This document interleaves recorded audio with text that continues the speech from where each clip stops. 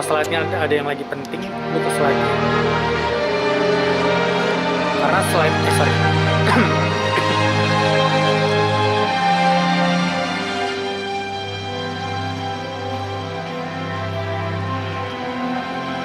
Karena slide-nya nggak gue tampilin di YouTube. Gue mesti ke slide-nya sendiri gitu.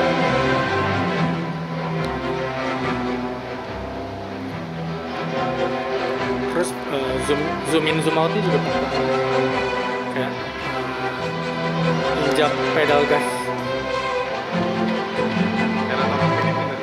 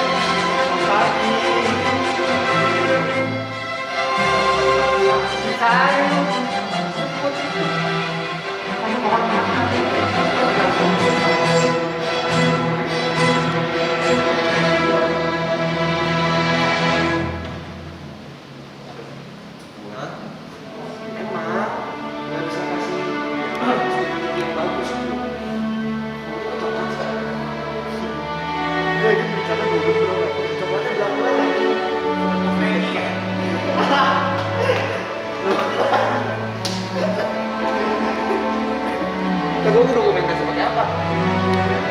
Gak pede. Iya. Gak pede.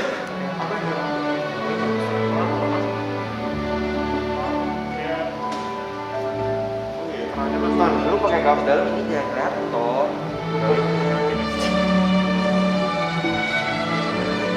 Gasnya mana?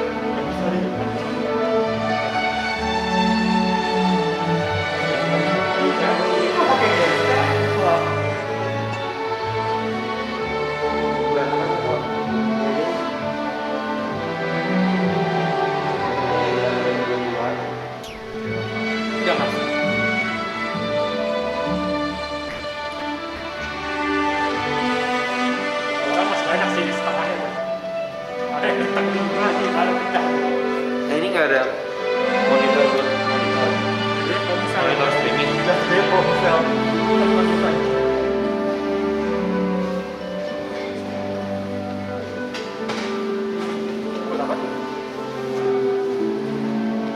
Cek.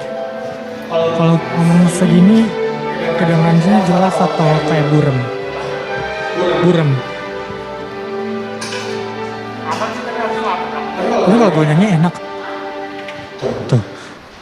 Terlalu membang gitu. Di YouTube coba diturunin deh volumenya. Jangan.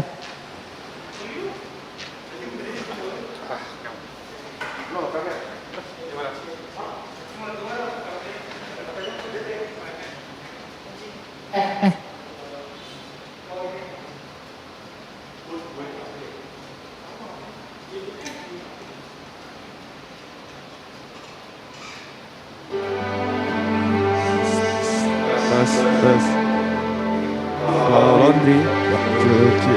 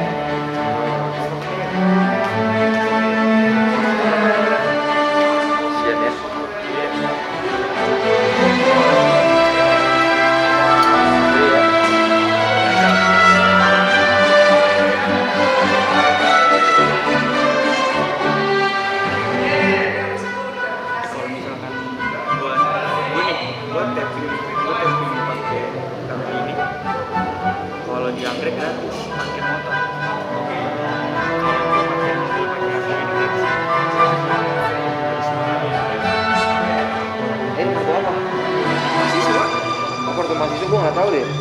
Tapi gue kalau misalkan kata karyawan, gue kemarin deh dianggap sebagai kata karyawan gue nggak bisa. Ya nggak bisa. Gue juga nggak bisa.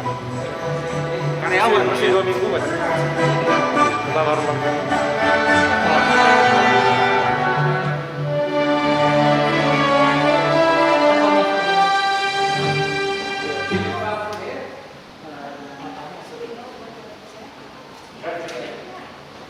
Hot sama ice. Hot.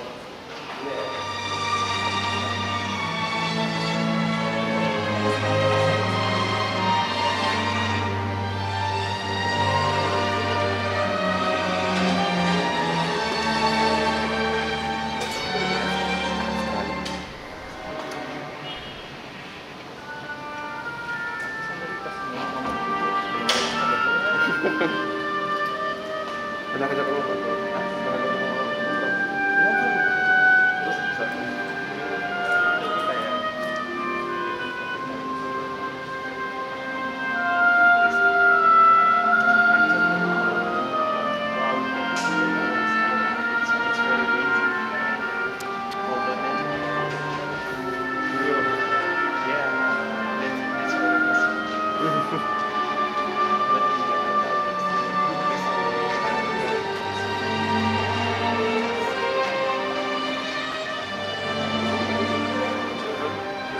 Ngobrol aja enggak. Nah, ngobrol sama aku yang Jam berapa? doang. Terus lo tak?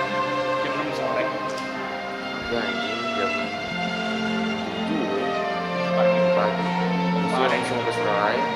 Sekarang ya. Oh, lu yang ngirim, Iya. ngirim. Mahasiswa. Tadi mahasiswa. Sumuran gue.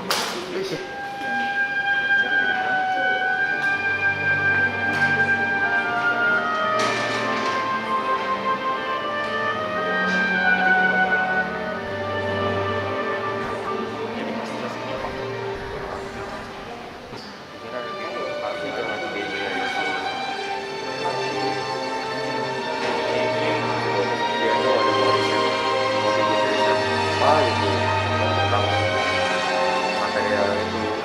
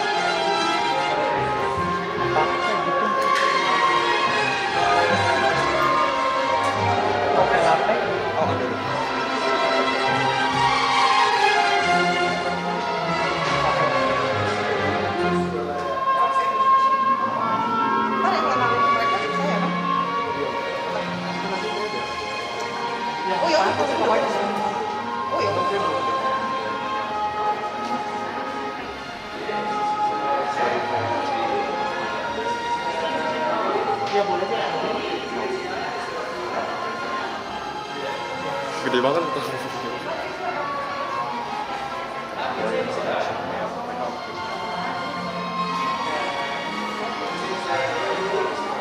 Pinjam satu liter di luar. Ini cuma buat saya ini.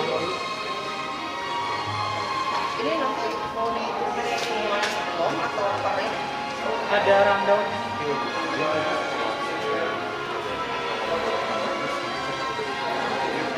Oh, jadi per ini dong ya? Jangan per orang? Per orang atau per orang berarti ya? Kak, berarti per orang. Per orang dong berarti. Ya per orang kan ya? Kak, Enggak, bener. Oh, sekarang bisa. So, bisa gue cancel. Oh, ini.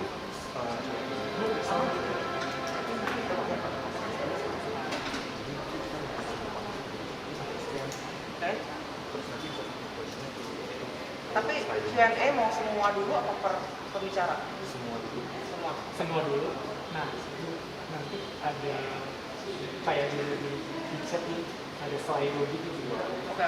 Nggak susah mas, ini berarti kan setelah. ini nanti ininya di mana? Iya. Nanti ininya di mana? Nah, ininya ditaruh di mana? Kameranya? Bicara. Mau aja kan? Ya udah lu dokumentasi ya. Dokumentasi ngapain? Foto-foto, mendingan gua foto-foto sih. Gue mending angkat ini dulu. Nggak bisa satu orang sih.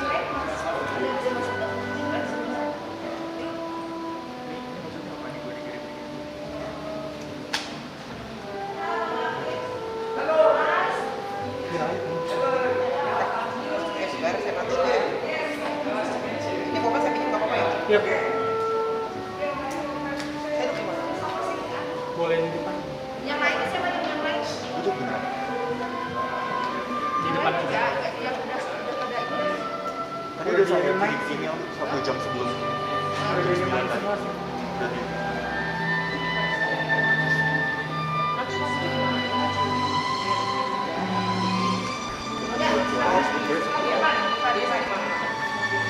Kak, enakan duduk mana kak? Udah saya cek ya. Siapa yang jadi MC?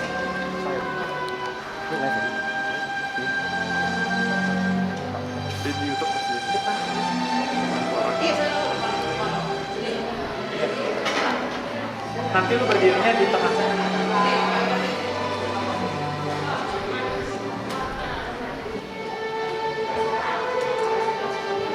Nanti yang ini 5 menit buat saya ya. Oke. Suaranya dari mic kan kak, bukan dari sini.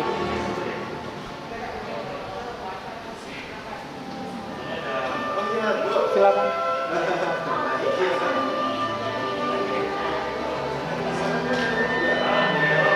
Guys, semangat guys.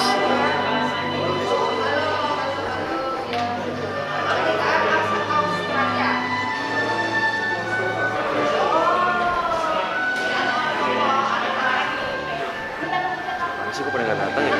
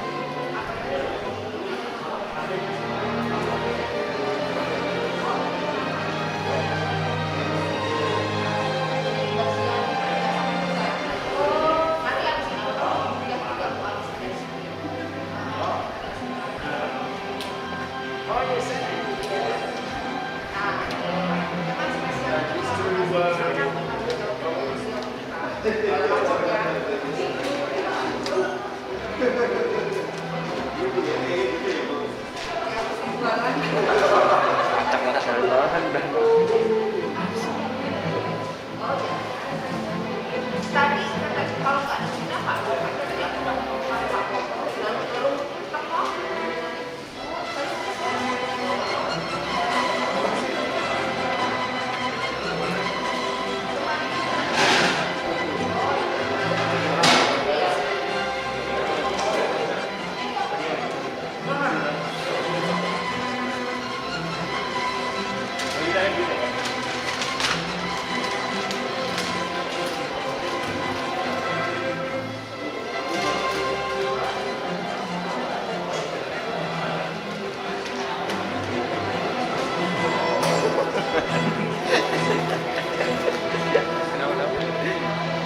Desainer ya, driver.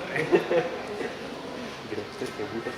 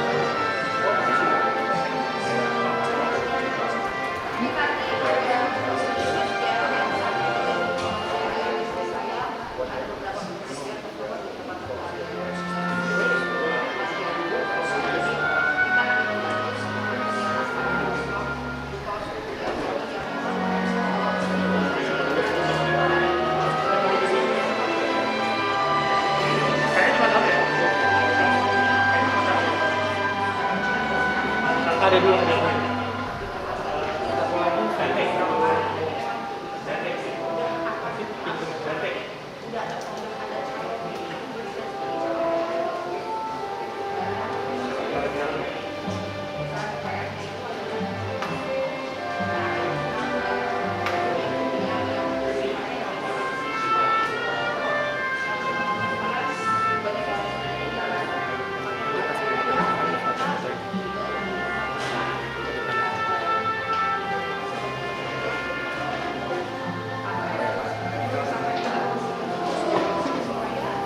Yang penting ada ininya. Terus nih gue mau arahin ke si botak. Kayak ini nggak bisa dibikin lebih enteng. Kanan kirinya atau Kanan kirinya kanan kiri? terlalu Tapi jangan cepat. terlalu berat. Ini dari ini udah pakai kamera, udah pakai ini kasih itu. Mulai aja ya. Kuningannya belum. Oh, masih tablet. Boleh dipasang.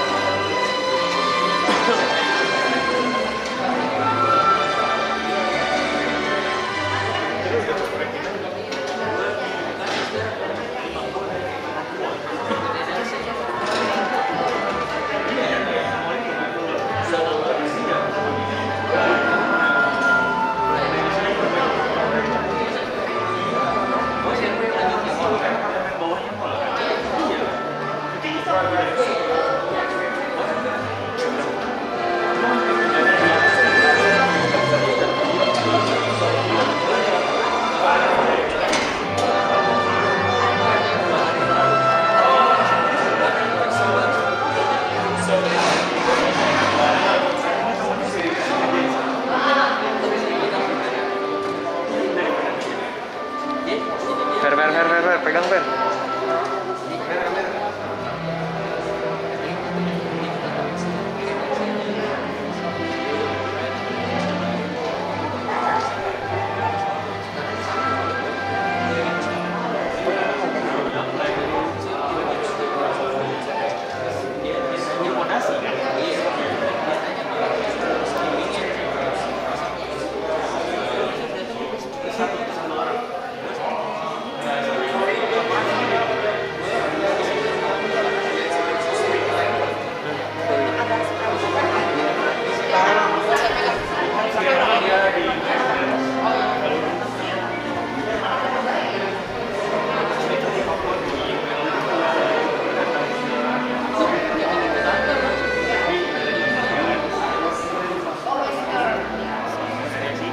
Siap, Bang.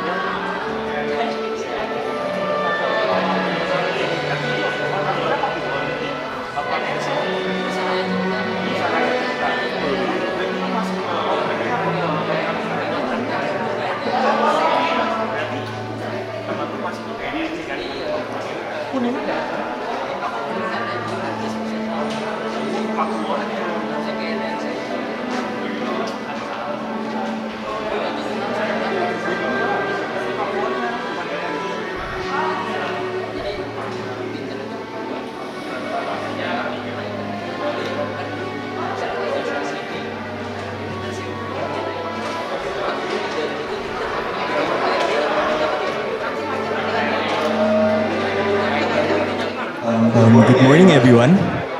It is my pleasure to host this international seminar. My name is Farel, and on behalf of the entire Civil Environmental Engineering Technology Seminar, I would like to extend a very warm welcome to all of you present here. We are pleased to have everyone here and greatly appreciate you for taking time off your busy schedules to join us in this event. This seminar is being streamed live on Civil Engineering Binus YouTube channel.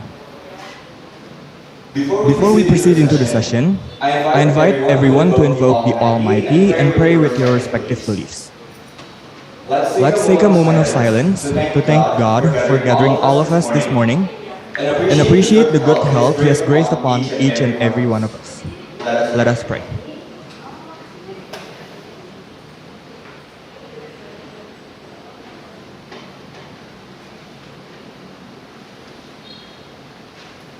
Amen. To formally begin this seminar, I'd like to invite Dr. Engineer Nina Nurdiani, Bachelor of Engineering, Master of Engineering, Binus University, Faculty of Engineering Dean, to deliver opening remarks for our attendees. Dr. Nina, please come forward.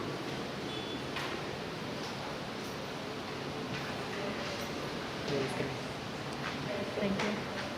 Assalamualaikum warahmatullahi wabarakatuh.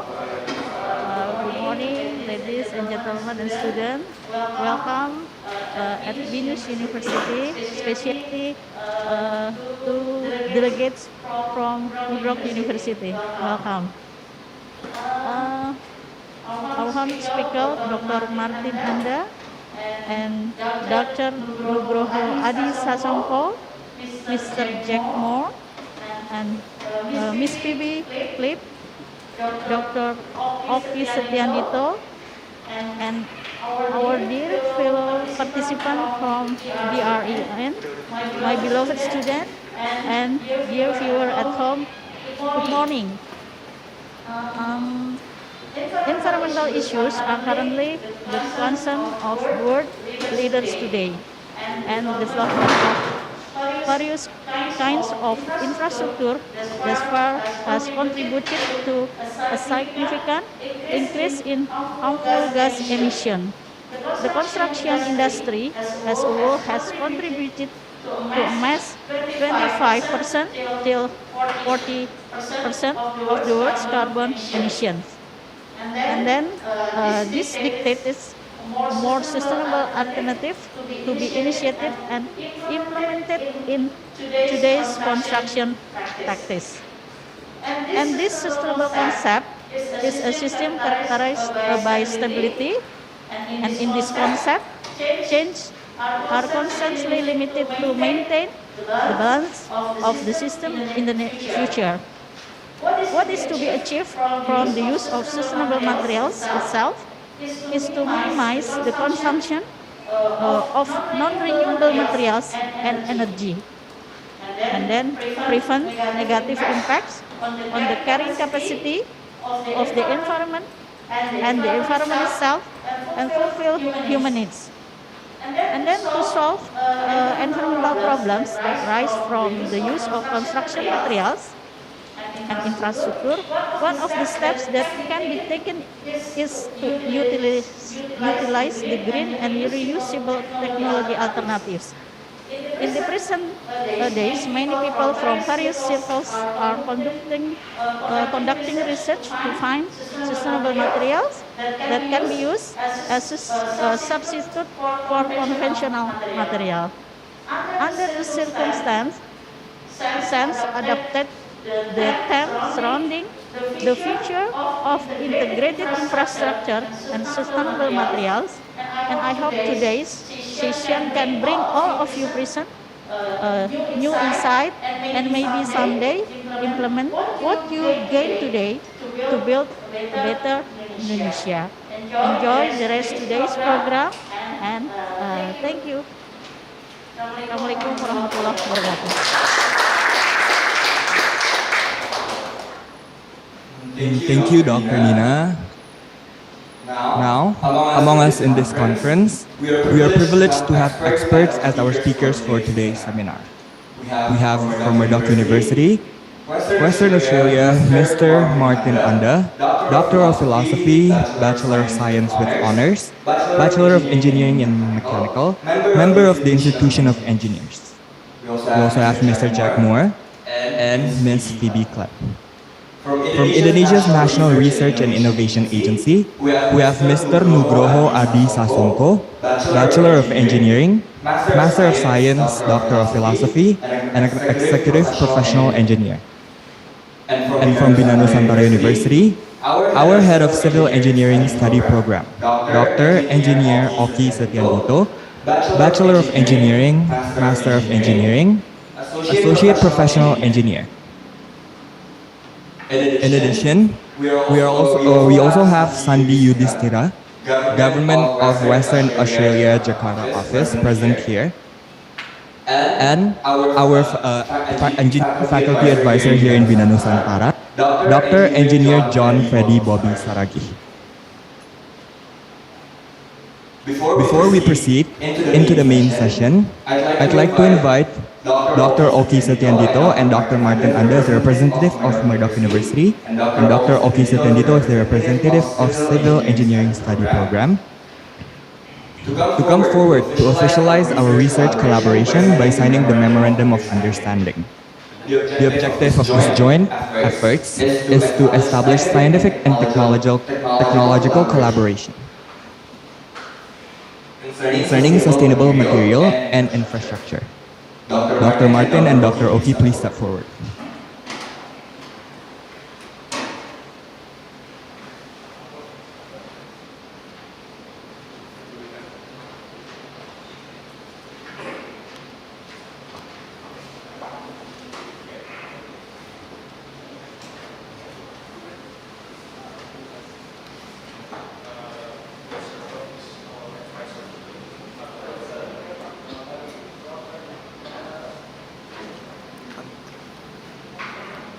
Kandian nyalanya.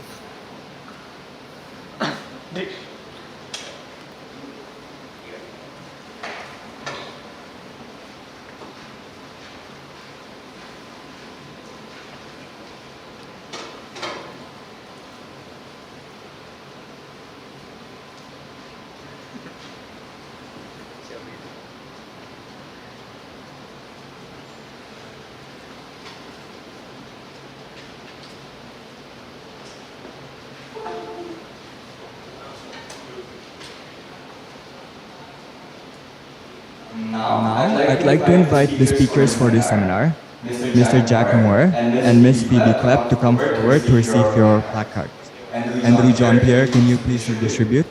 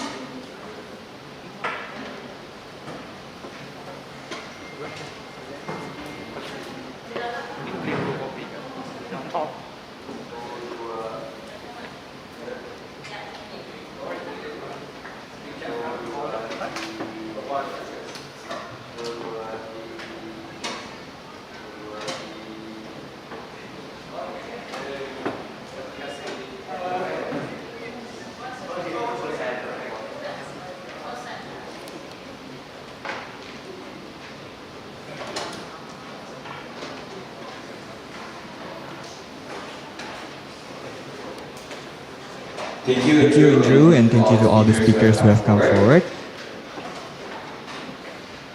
Before we proceed into the main session, I'd like to remind a few things to ensure an uninterrupted event and to achieve a respectable environment.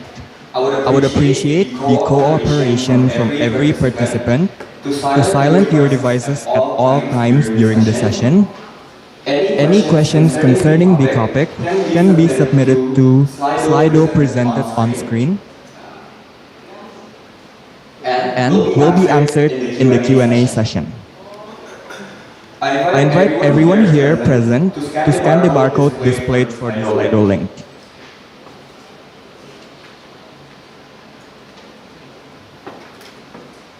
For Binusians present here, to record your attendance, you are required to fill out an attendance form in the beginning and at the end of today's event. Finally, participants are required to comply with the rules and regulations applied during this seminar. Now, I'd like to invite Ms. Adelia Dwi Darmanata Atmaja, Bachelor of Engineering with Honors, Bachelor of Commerce, and Doctor of Philosophy to take over and lead the main session. Dr. Adelia, the floor is yours. Thank you. Good morning, ladies and gentlemen. So, as explained by our MC, there will be question and answer session after all the speakers have presented the material. And first, we would like to have Dr. Martin Anda, who is the Academic Chair of Environmental Engineering, College of Science, Health, Engineering and Education. And he completed his Ph.D. from Murdoch University in Environmental Engineering, and he completed Bachelor of Engineering in Mechanical from University of Western Australia and Bachelor of Science Honors. For Dr. Martin, please.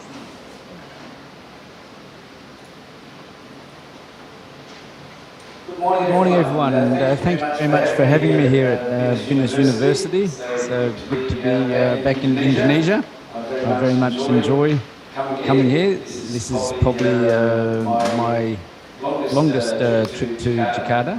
I've been here several times, but usually only on brief visits. So thank you very much for hosting us, and it's going to be very interesting to see if we can carve out a research program together between Murdoch University and Binus University. And my apologies also that my Bahasa is still not very good, so I must give you this presentation today speaking in English, or as we say in Australia, strine.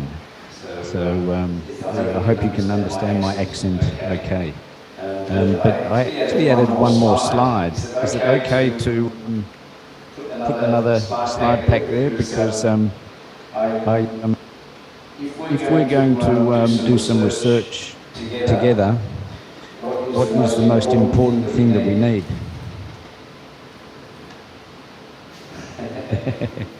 Yeah, we need money. So we have to find out how we get the research funding.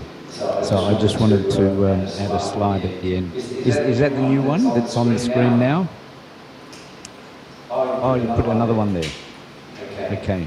Is there a clicker? Or I just asked if you can do the slide. Oh, that's good, thank you. Terima kasih. So some of you may have seen, who came to Suralaya Power Station yesterday? Yeah. Oh, some people. Oh, so there's a lot of new students here. So some of you came with us yesterday. We went to the Suralaya Power Station, which was a very interesting trip. And so I showed some slides there. These ones are a little bit different. So what? Oh, that one's going a bit too fast. Yeah, maybe it's in auto mode. What I wanted to talk about is a new type of concrete that we are making in Western Australia. And I think many of you here are civil engineers, is that right? Civil engineering? So you understand concrete. You understand it better than Phoebe, Jack and I, because you're civil engineers and we are environmental engineers. So we don't know about concrete, but we know about waste. So what we're trying to do is see if we can make a new type of concrete from waste materials. And so the first slide was called Concrete because we have a town like Suralaya, south of Perth, which is where our coal mines are and where our power stations are. So they burn the coal to make electricity, just like Jakarta is getting most of its electricity from Suralaya power station. And after they burn the coal, we get the fly ash.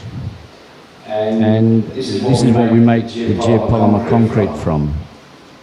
Have any of you been making geopolymer concrete in your studies? Did you try that yet?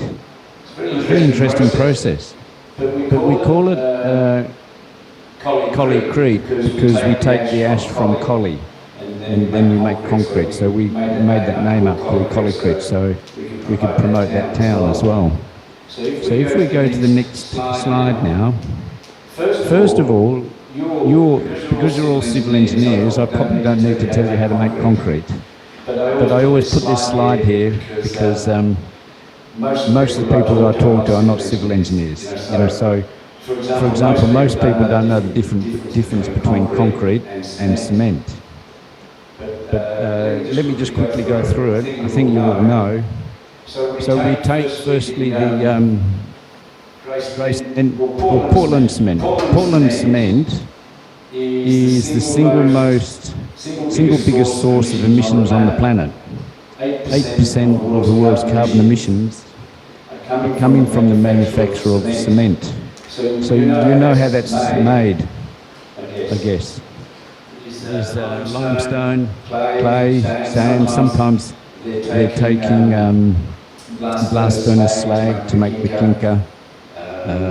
Other materials as well can be used, but it's done at high temperature. If we go along, they're burning that at 1400 degrees Celsius. So this is usually done with coal. Sometimes it may be done with natural gas, but I think often in most places it's done with coal. So you get a lot of carbon emissions. So this is why it has such a high carbon footprint. So can we make a lower carbon footprint concrete?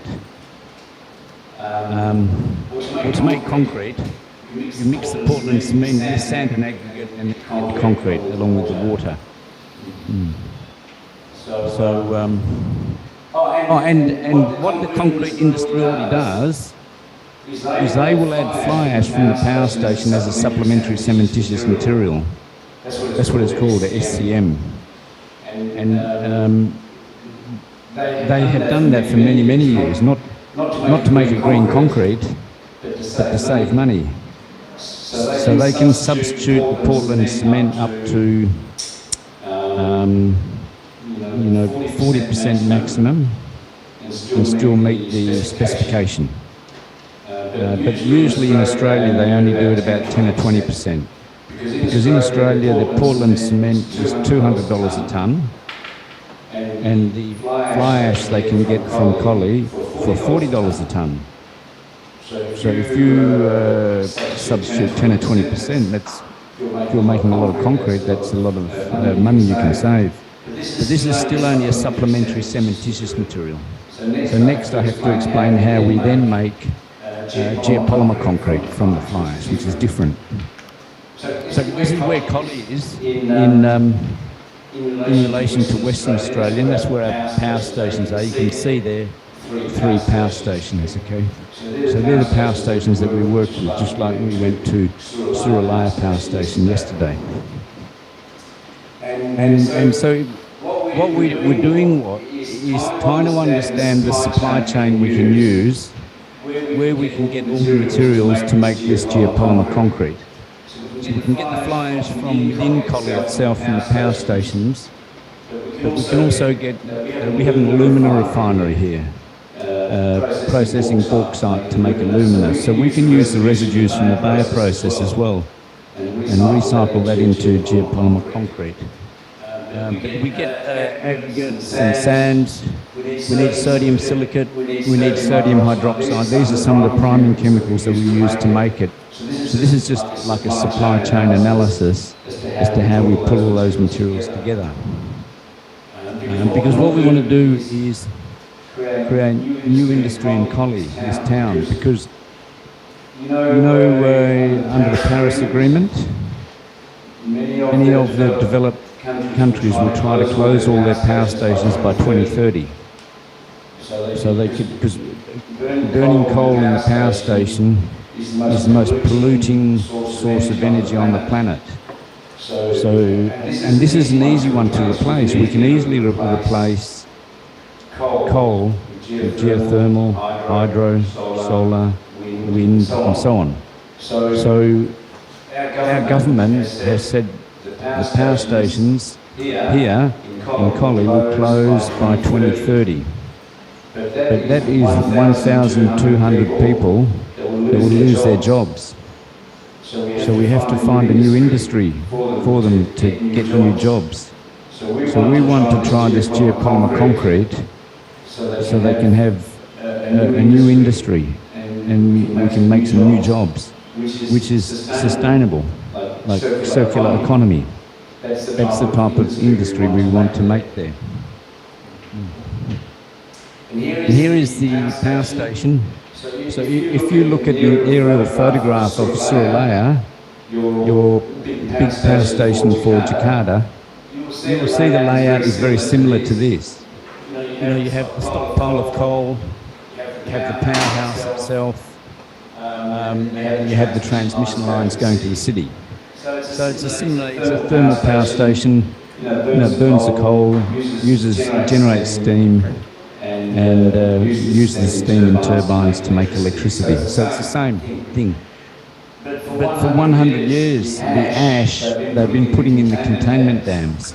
So we have a nice stockpile of ash we can use for many, many years to convert into geopolymer concrete in the containment dams. But you know what we found at Suralaya yesterday is that 90% of this ash is already going to the concrete industries.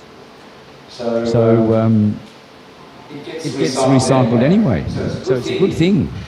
And you have a company here called EPN, which we met yesterday, and they take all the ash and they give it to the concrete industry. So it's very good. But the interesting thing is only 90% gets taken. There's still 10% left. And 10% is 450,000 tonnes per annum. 5 minutes to go. Okay, I better speed up. Okay, let's go. 450,000 tonnes per annum is the total output from Collie. But it's only 10% from your Suralaya power station. So your Suralaya is 10 times as big as this. So even with that 10% that's left, we can make a lot of geopolymer concrete. Here's the ingredients. Fly ash, priming chemicals, you make the binder, that's Ramon, and then we make Collicrete. So that's very quickly how we make geopolymer concrete. There's many secret activities behind this, but we can share those with you as well. This is the process flow diagram. You can see the ingredients here, different things we put in, and finally we produce precast concrete products.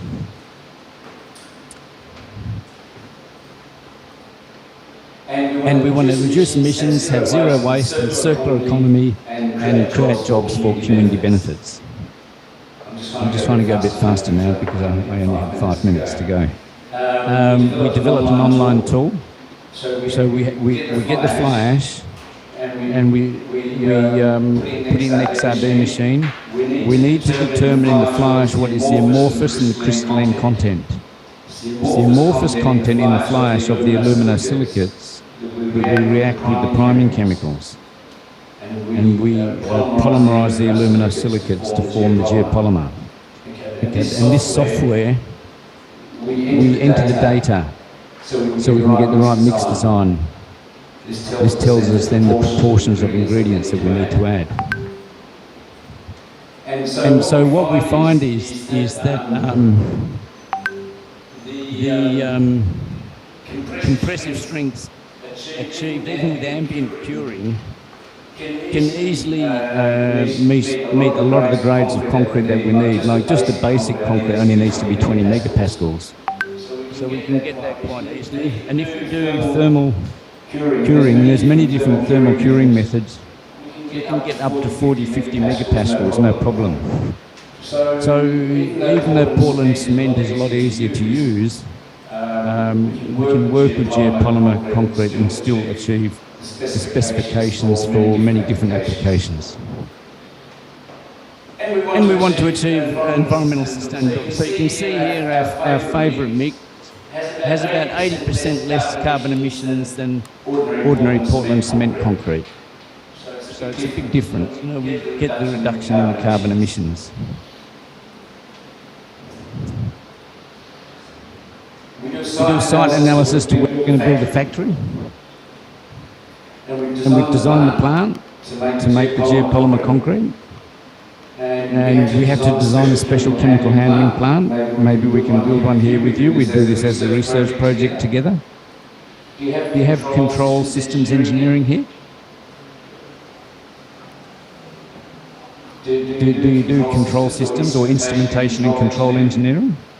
For this one, we need a controls engineer. We need to do a PLC, the programmable logic controller on industrial machines. We need one of those to run the chemical handling plant, but we can find one. Okay, that's our team. Okay, now there's 3 projects I wanted to discuss with your team here. We already started discussing with Dr. OKI and Dr. Uriana.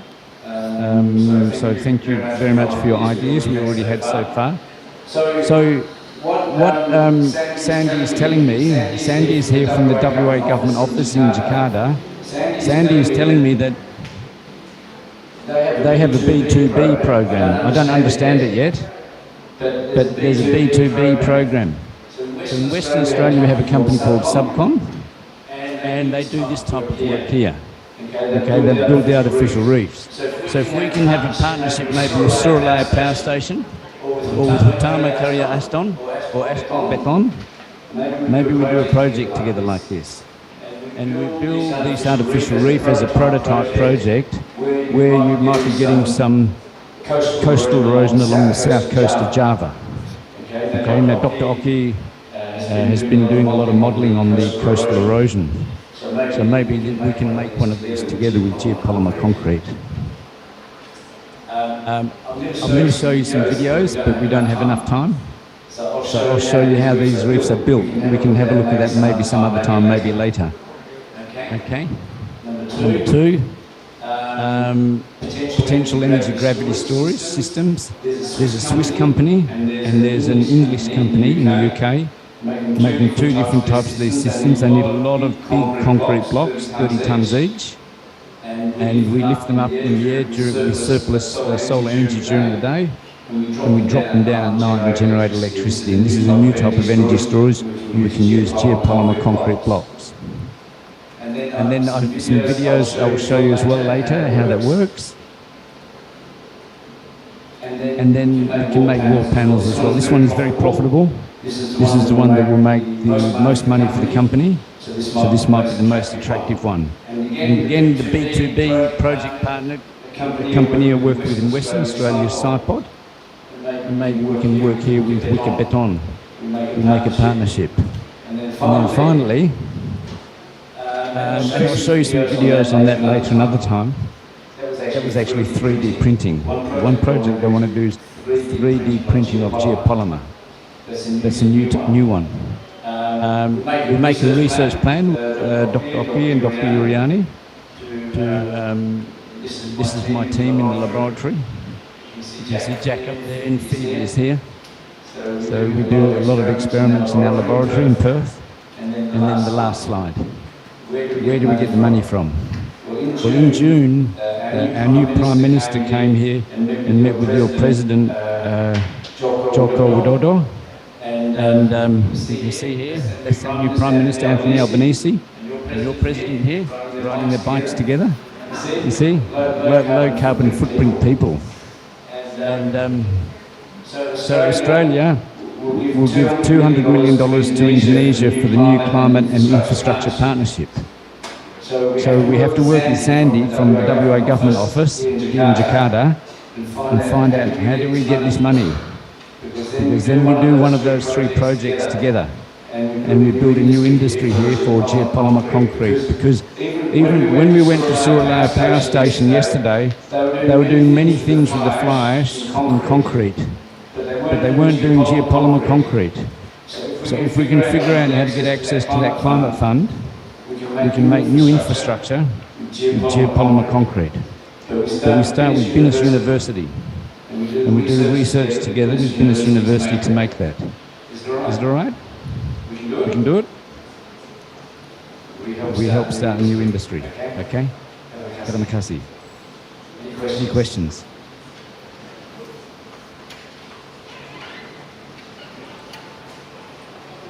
Thank you very much. Okay. Maybe our question and answer later after the presentation. Everybody's presenting. Thank you. Let's give a hand. Okay. Thank you for the very interesting presentation. And now we would like to continue our presentation with Dr. Nugroho.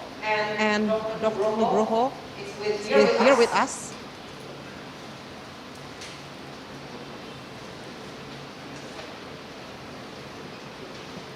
Good morning, Dr. Nugroho.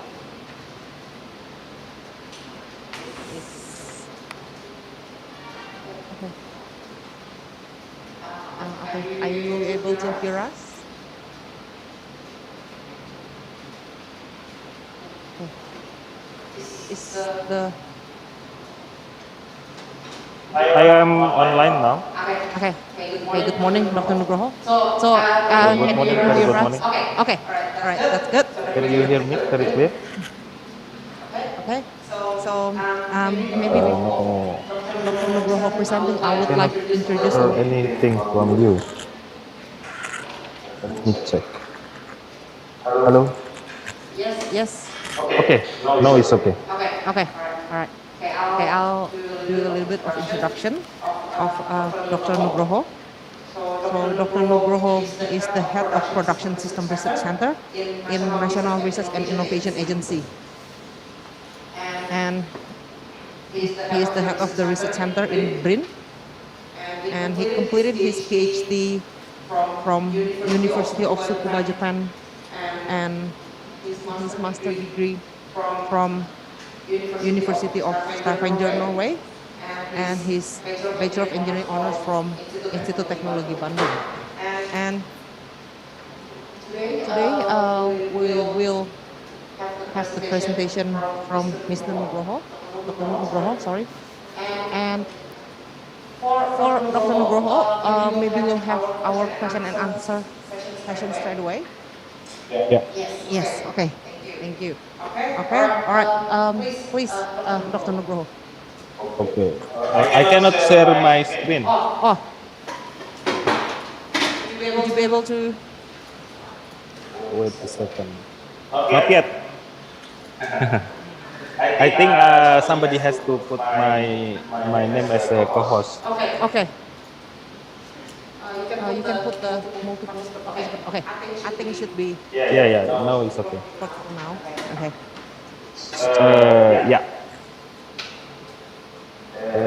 Okay. Very good morning, everyone. I don't know how many people attend the seminar in the Binus room today. Maybe 100 or 1,000. So thank you for inviting me to be the one of the speaker for today's seminar. That very honorable for me to be the speaker for Binus University. I know that Binus is one of the big private university in Indonesia. Actually, my staff, I already make the disposition to my staff for make this presentation, but my staff, all of them now also have another appointment today, so I think I have to make my presentation by myself. Sorry, this is still in Bahasa, but I try to explain everything in English so everyone can understand. And Very good morning, Pak Dekan. Bu Dekan ya, maaf.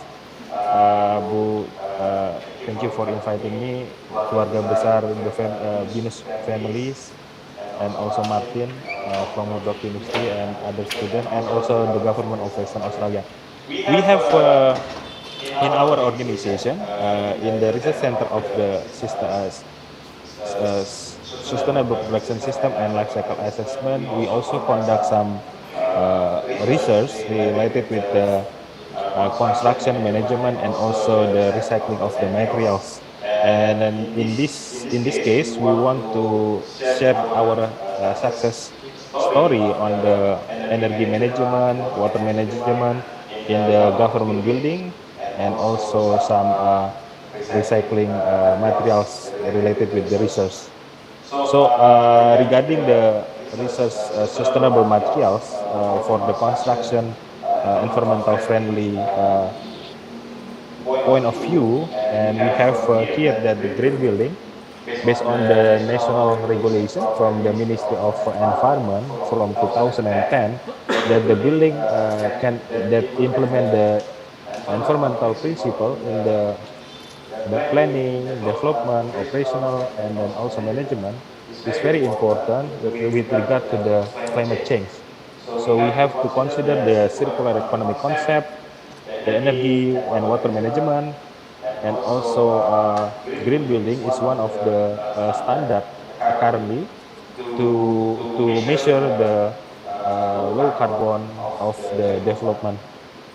And then the concept of the green building is not only for the materials, but also where the materials coming from. So for example, yesterday we visited the PLTU Suralaya coal-fired power plant that has the byproduct faba, fly ash and bottom ash, that can be used for the derivative product as the material for the building. So we have to understand that from where it's coming from is from the burning of the coals. So we have to measure the life cycle assessment of the materials, and we have to also understand how this material is produced. It's also environmental friendly, and also the transportation. It can release a lot of carbon emission. Installation in the building, also the management of the energy and water, and also the health system, the health rate. I mean, even faba, we know that is a cheap material to be used for the building. We have to understand also the faba also for some cases has influence to the health problem and health issue to the people who stay in the room with the faba as the building materials.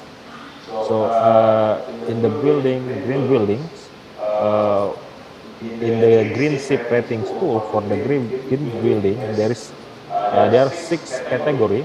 The first is appropriate site development. Second is the energy efficiency and conservation. The third is the water conservation. Fourth is the material resource and cycling. This is we focus of the research in our research center this year. So perhaps Binus we can work together with Binus, BRIN and Binus to make the analysis of the material resources and recycling and also life cycle assessment. And the fifth is the indoor health and comfort standard, and then the sixth is the building environmental management. And we understand that the criteria for the material resource and recycling in regard to the circular economic, we focus on the reuse, recycling, eco-friendly processing, other usage like climate change mitigation, reduce the CFC, refrigerant, halons compound to our heating and ventilating and air conditioning. The fourth is the wood certification of the materials, for example, wood. And then fifth is the fabric materials, efficiency of the material production, utilization, and reconstruction. And then the sixth is the general materials, how we predict and measure the carbon footprint from the materials. And then this is the example of the advanced materials for the building, which has the advanced high technology and then low energy consumption. For example, this is from the steel.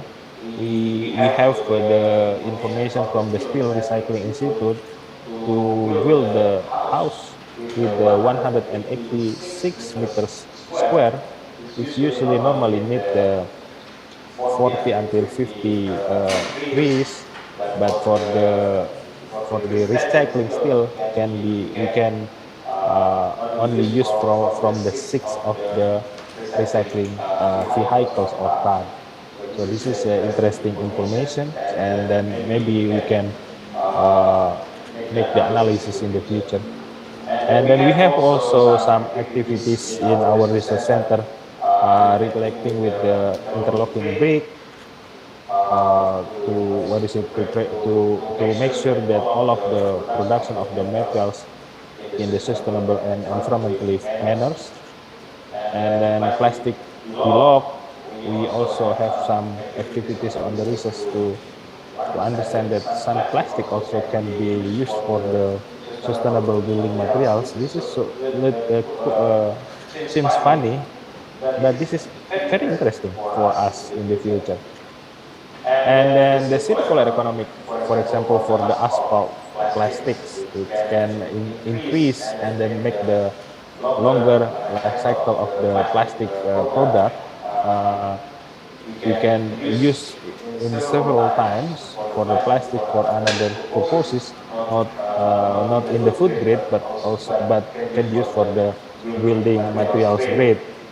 So, for example, this 2 millions of the plastic waste can be used for the mixing for the asphalt for the 6,372 meter squares of the road from the plastic asphalt. And then the stability is quite high, it's up to 40%. This is the research collaboration with the Ministry of Construction in Indonesia.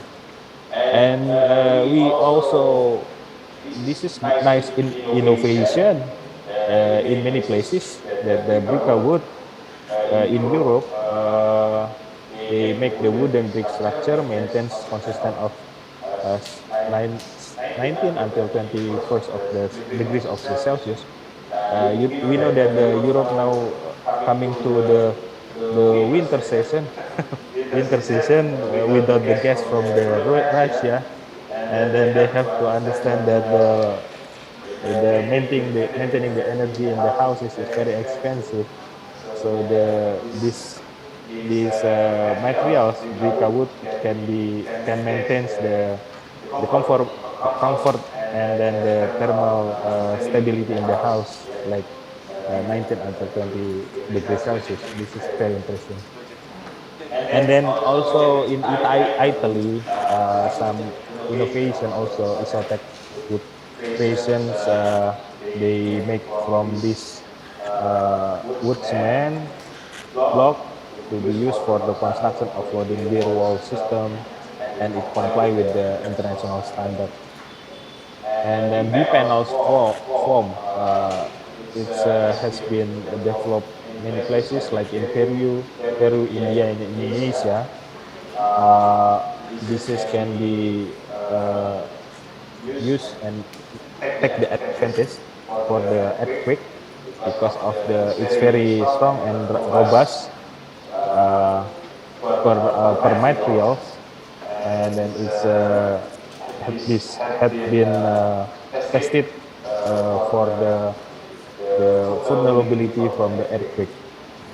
And then we know that the panels recycling process of the materials, for example, from the styrofoam from all of the region in Bandung, because of it block the water system from the river, and then we utilize for the B panels, and we make block as the sustainable materials.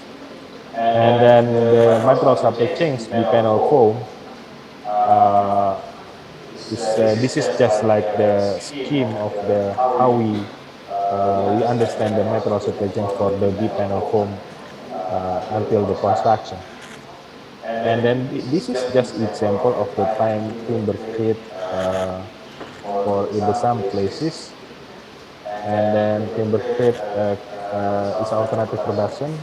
It's currently produced in Australia. Maybe Martin know very well about this product and this company.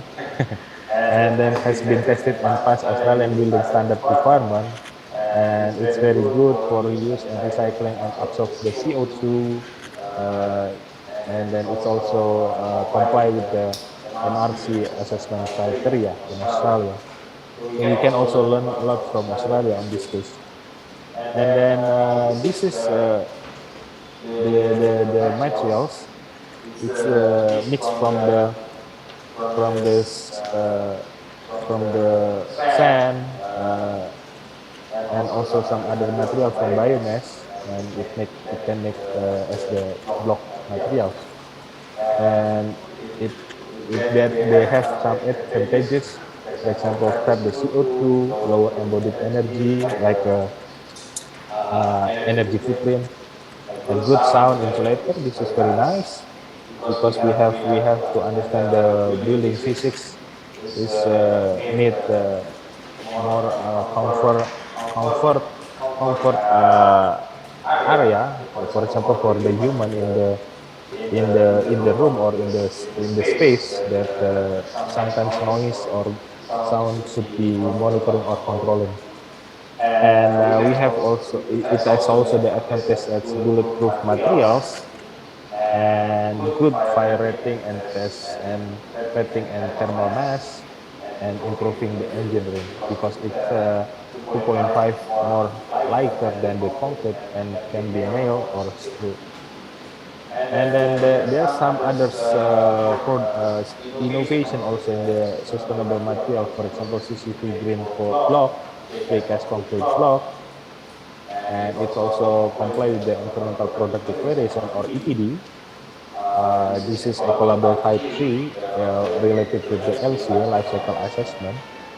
And then the specification we got from the EPD system that has very nice environmentally friendly standard comply. For example,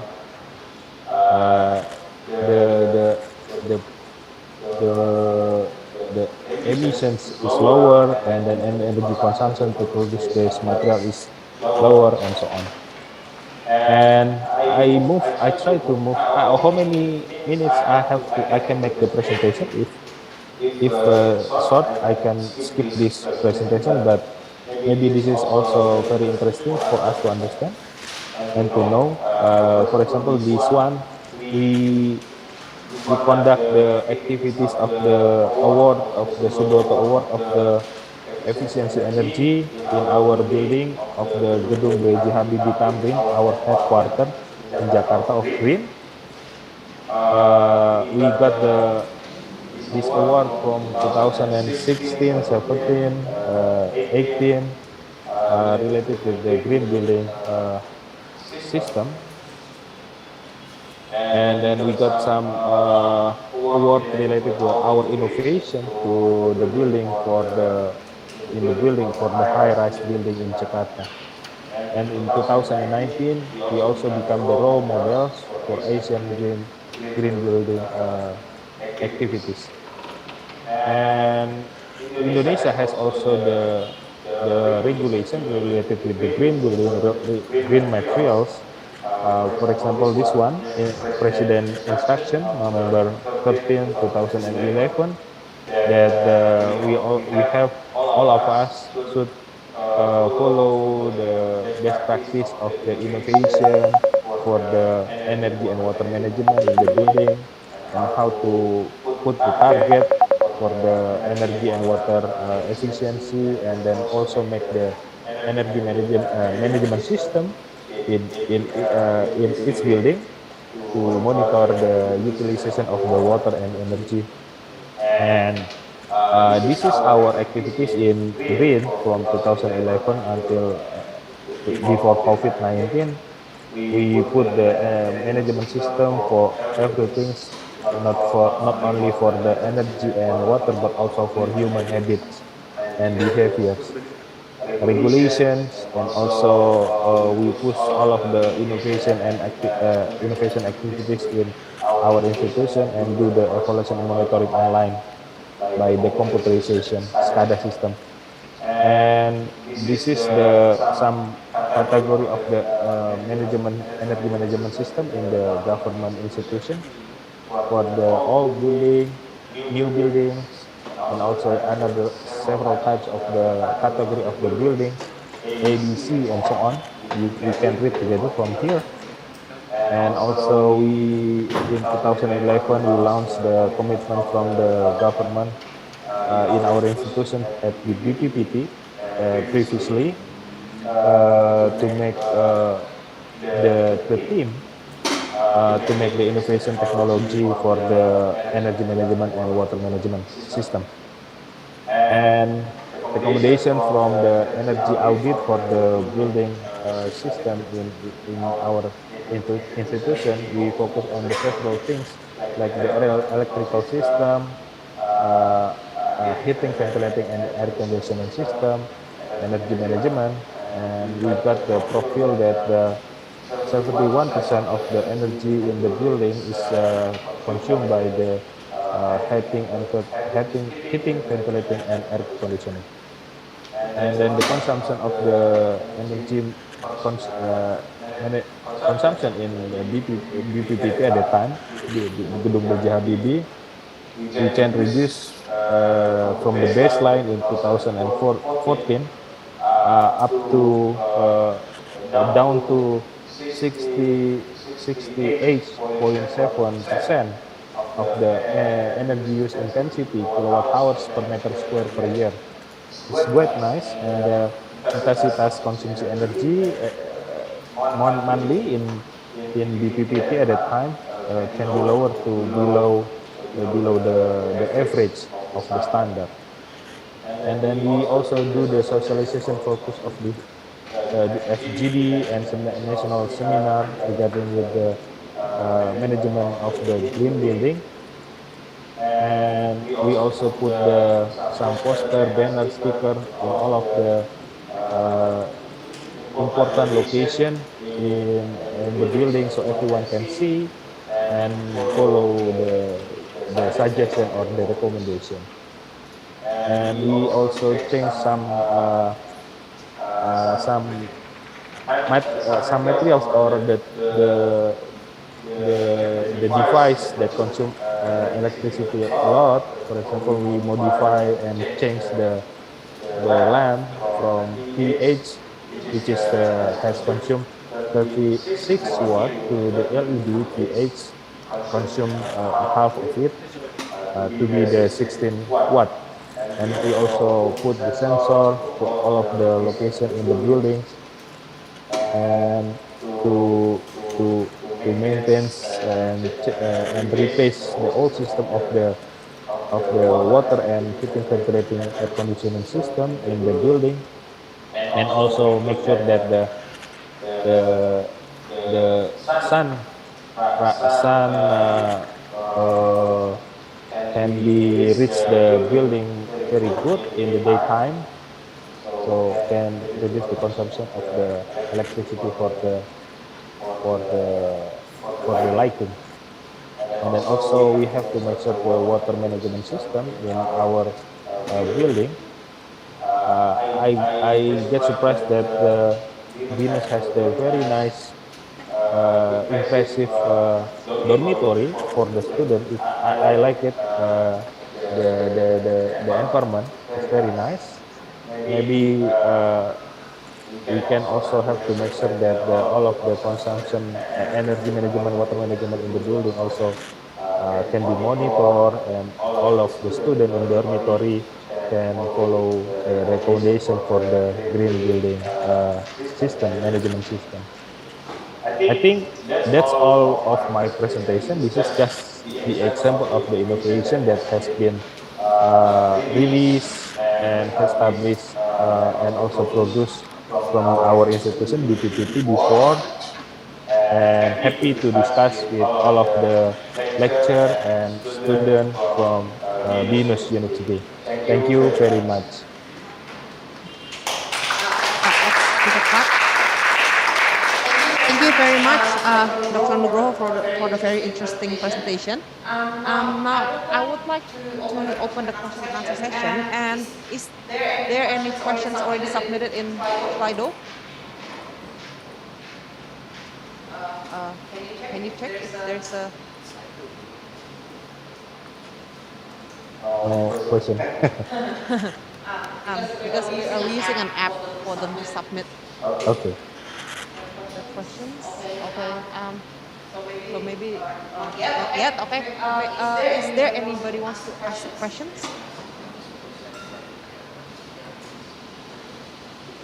Is there any questions? Yes. Thank you, Dr. Martin.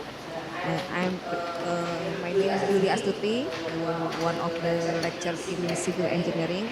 I want to ask you about the quality of the concrete because the quality is depend of the material like aggregate, like MIEAust, and so on. So because the parameter for industry is management supply chain is very important in industry. So I want to ask about how about the quality of the aggregate for this concrete. The standard or maybe others. Thank you. That's a good question. What type of aggregate and what quality should we use in the geopolymer concrete, I guess is the question. Yeah, so we can just use normal aggregate, maybe from the basalt or the granite. I'm not sure what stones we normally use here in Jakarta or in Indonesia. Andesite, andesite or basalt. Okay. So we will use normal aggregates and sands, but the geopolymer concrete, we can make the aggregate from the fly ash as well. And some of the research that was done at the other university in Perth, at Curtin University, in their civil engineering department, what they found is that when they put that geopolymer concrete with the aggregate that is also made from a geopolymer binder, a geopolymer mortar, you put that in the cylinder mold. When you put it and you do the compressive strength test, you crush it. What they found is that with the geopolymer aggregate in the geopolymer mortar, you get a better compressive strength because the shearing is not occurring at the boundary layer of the aggregate. It's actually splitting the geopolymer aggregate. So you end up with a better strength. And so this is why the geopolymer concrete industry could be quite interesting, because you may end up with actually better concrete. In a range of parameters, not only recycling all of that waste, but you could actually produce higher strength for lower effort, less cost. This could be one advantage. Thank you. I would like to ask Dr. Nugroho for the BRIN building, which is, I think it's a very interesting advancement in technology. But then, if I may, how much cost do we need to implement that in buildings? Or can we implement that in existing building, or do we have to arrange it from the beginning? Yeah, I think it's quite. It's quite difficult to answer because of the cost for the implement the green building is because many things, many factors can be influenced to count as the total cost for the make sure of all of the building can follow the green building standard. You know that in Indonesia we have the Green Building Council of Indonesia. They have some already stipulate some criteria to categorize the many types of the buildings and what the standard of the building to make sure that they are comply with the green building standard. I just want to make one small example. For example, related to the supply chains of the building materials. In Germany, they have the standard, we call it IBU standard.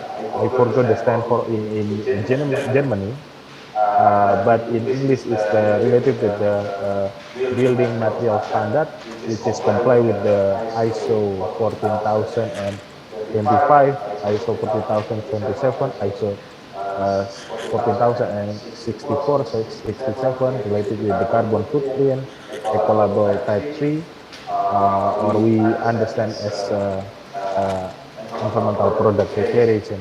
So all of the material supply currently in the Germany, they have to we know that the material has the MSDS, material safety data sheet. Yeah, EPD is almost the same like that, but it also contain the information of the all kind of the life cycle environmental impact assessment from the cradle to grave or cradle to gate. For example, from the raw material until it's used for the building, how much the CO2 footprint from the materials, how much we consume the energy from the raw material until we put to our building, and how much the water usage or the water footprint of these materials until we use to as one of the part of our building. So we can predict the total impact assessment from each of the material that include in our building. Of course, it will take a lot of work and also a lot of cost to comply with the green building standard, but I think it's important because as the building, we expect that our building can stand long life, at least for 30 years. Not we build today and tomorrow we destruct or we demolish the building. It's funny because it takes a lot of capital expenditure to build to establish the building. At least we expect that our building can stand for 30 years, for example, and we have to make sure all of the materials in our building, has the environmental comply, so we can adjust that our system is everything is we support the sustainable material and sustainable supply chains. That's my understanding, and maybe for the cost for the certification is quite complicated. For example, in Germany, to make to submit the certification for the green building material, at least it costs 5,000 euro for the registration, and for the conducting the analysis or assessment for the life cycle impact assessment, it also can take cost up to 10,000 euro. So of course it will take a lot of cost for it. Thank you.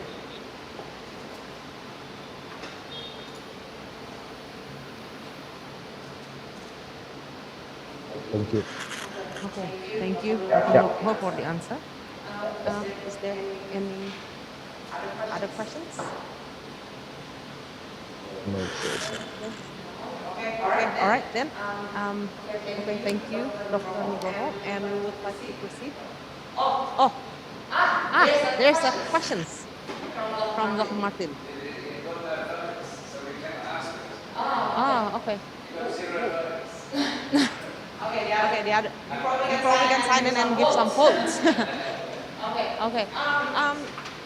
Dr. Nugroho, are you able to see the questions in the screen?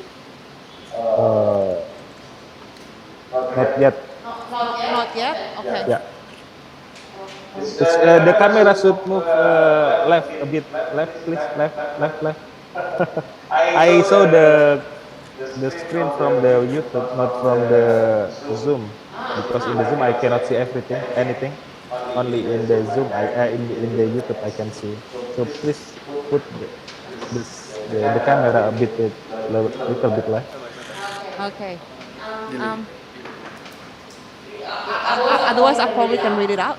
Yeah, please. For the first questions from Dr. Martin, Dr. Nugroho, can we pour the geopolymer concrete brief modules in the BRIN laboratory and take it to the ocean for field tests? Yeah.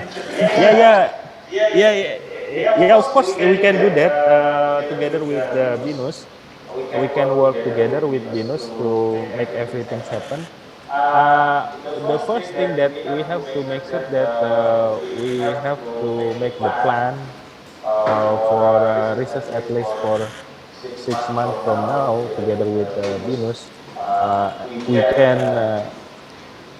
can ask the Suralaya to send the materials that we need to Puspita Serpong, and then the researcher and lecturer from the Binus can work together with us in Puspita Serpong. Feel free to come here and then utilize laboratory and also the testing measurement system here. And after that, we can test the methods that we develop, follow the standard, for example SNI, national standard. And after that, we can select the location of the materials, for example coral reef. Maybe in the Thousand Islands, it's very near from here. Actually, BRIN has the facilities research center in the Pari Islands. Is about 10 kilometers from north of Jakarta in the island. So we can also visit there by boat. I can ask the Navy to help us for the transportation. It's not too difficult because I'm the military lecturer. I can ask the Navy in the northern part of Jakarta can work with us together, and we go to the Pari Island, and we can settle down the coral reef together, and then make the project there in the islands in the northern part of Jakarta. Thank you. Oh, yes. Thank you very much. Okay. The next question is,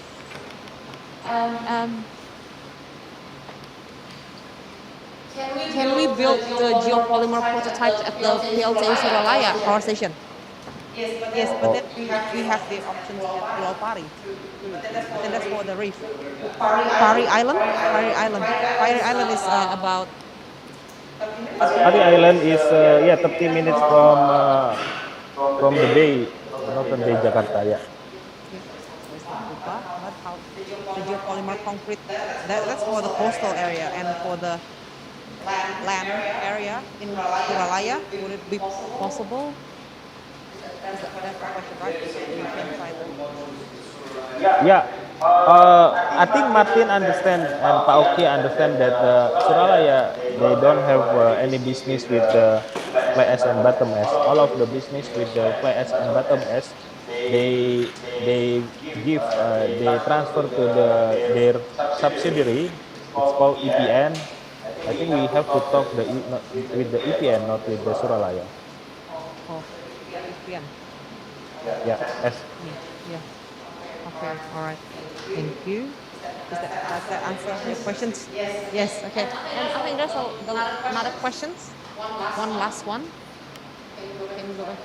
Yes. And Dr. Nugroho, do you have electrical engineers that can work on the prototype gravity potential energy storage device for the geopolymer concrete blocks?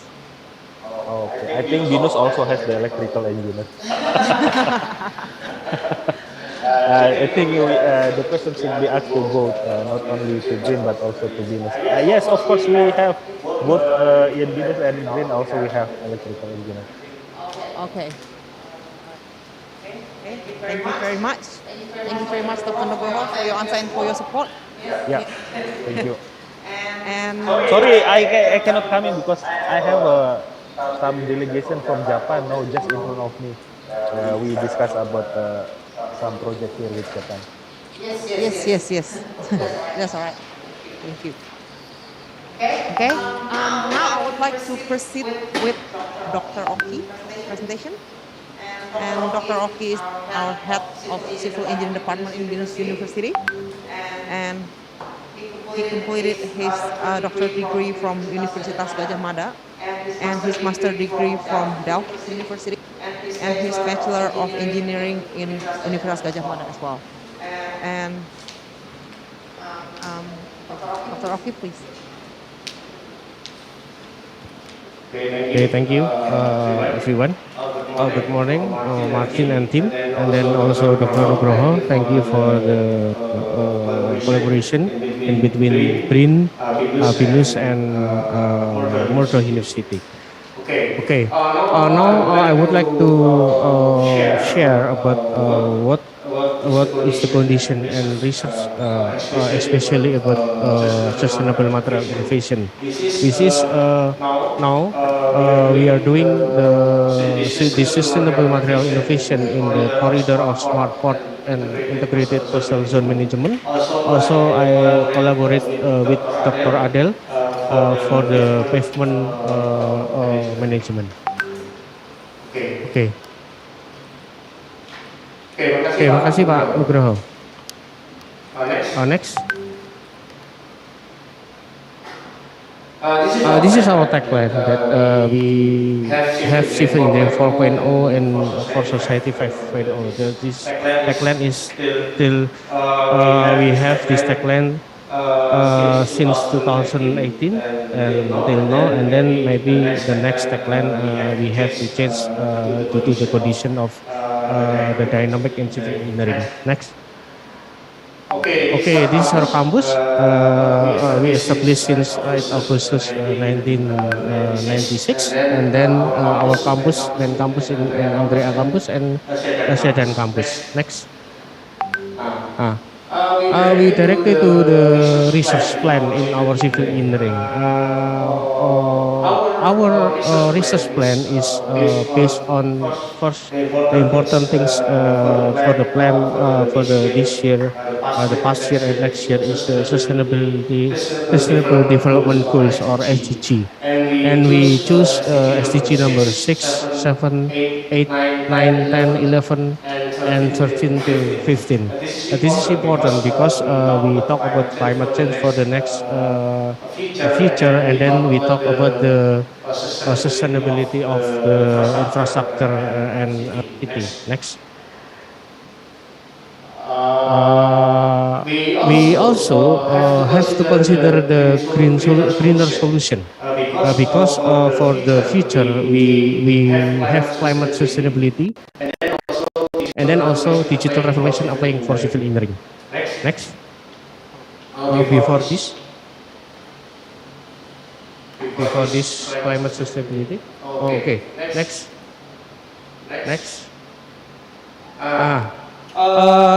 Our research about the sustainable material we have in 7.2 development of integrated coastal and offshore infrastructure technology. So we have around 5 topics in our research in civil engineering, and with this concept we have a smart port and water transportation, and we also adapted to climate change and environmental technology. So this is important things because in these two areas we can innovate our research and we have already have research about innovative and sustainable material in this area. Also, we research about concrete, also pavement material for the transportation engineering. Next. Also, we have digital transformation map. So here, sustainable material and technology, we started in 2018. Me, Dr. Adel, and also Mr. Edward Prahara try to do the waste material for concrete, especially for the stability and also force at the concrete. Next. This is the example of our case study. Our case study in Yogyakarta, and this is we have a unique area in Yogyakarta. This is in Java Island. We have 150 million people in 2011, and then we try to have like research area or case study in Yogyakarta province. Next. Now the first research, we have problem in here. We have erosion problem near the Yogyakarta International Airport. I think we have been there. And then we have the change of the coastline.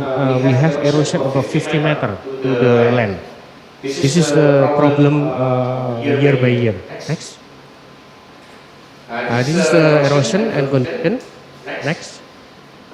And then also due to the sediment transport, we have sedimentation and sand spit in the estuary or in the border in between land and sea. So there are many sand spit, and then the water level is up, and then there is a flood at the area, the coastal area.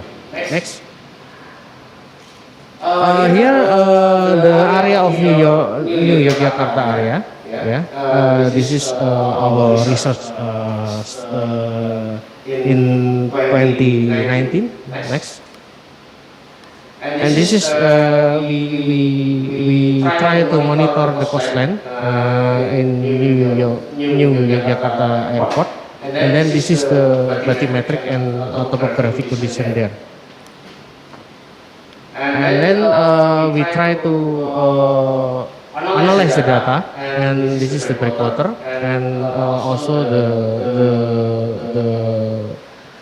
coastline near the breakwater. Next. This is the unique art of Yogyakarta. In upstream, we have Merapi Mountain. The sediment transport come to upstream to downstream. Then the sediment transport move to this area. So that we have to consider the structure of sediment transport for that area. And also we have the wave height coming to the south. Next. And then for the coastal zone management area, the integrated flood management is this. Okay, next. Okay. Now, if we talk about the material there, so many collapse of material, and the material there is have erosion in that area. If we talk about this area, the tetrapod is so many go to the sea, and then the material is cracked. And then also the sediment transport and erosion we can calculate with the modeling. Next. Here we also have the resistance of breakwater. Next. This is the example of tetrapod abrasion. So many material there because of the salinity of the water is so high. so many material there is abrasion. So we hope that with geopolymer concrete we can innovate this material and then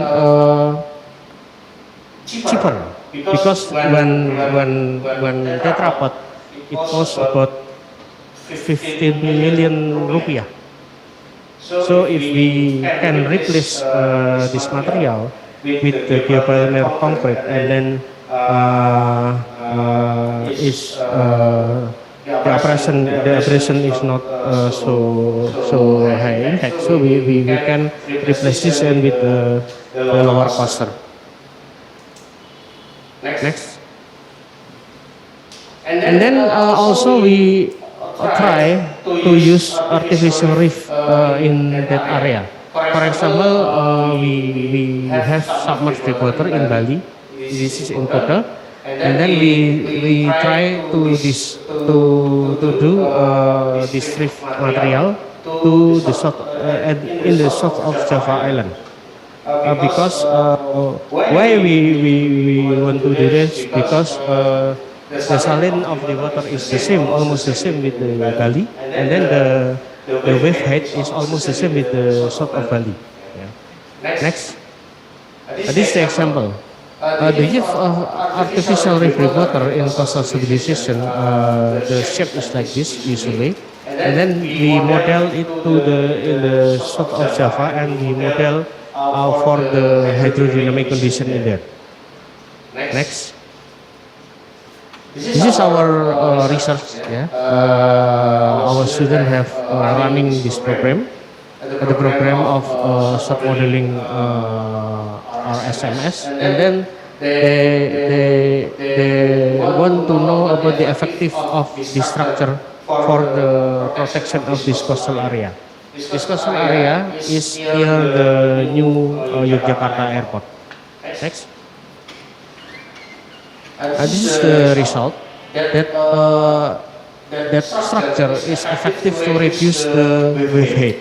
So the coastal area in their area is safe to do this reef breakwater.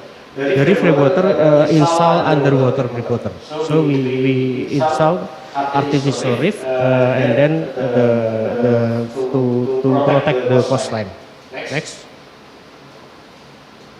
For the next research we have to do is sustainable coastal structure innovation challenge for the future. For Indonesian government also for the next regulation we have 9 conditions. The structure should be simple design, never been patent, and easy to construct, and also have domestic content level, eco-friendly, able to absorb wave attack, and able to resist rate of water flow and corrosion. The number 8 is very important because so many concrete armor concrete in our structure is have abrasion and corrosion. Next.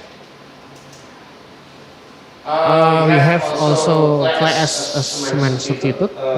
We have to try more, and we have to try the variation of concrete. Yeah. So what is the percentage of fly ash to be used in the concrete, especially for the marine structure? Next. This is the regulation in Indonesia. We have to apply. We have AC, we have SNE. Next, ASTM. And this is SNE 2460. We have to apply. Next. And then additional requirement for fly ash, what is requested there, and then the regulation in Indonesia we have to do below the regulation of Department of Public Work or Department of Transportation. Next. And this is the example on the structure, maximum of 10 or SNE such as 15 and 25%. For the the geopolymer or ash content to the concrete. Next. This is also on rigid pavement. I don't know if the regulation is changed now, but for the effective of using the ash, we can add 15 to 40% of all of the concrete material. Next. This is the example for the material at the seawater. Next. And then the past study by Binus, we have already did since 2018.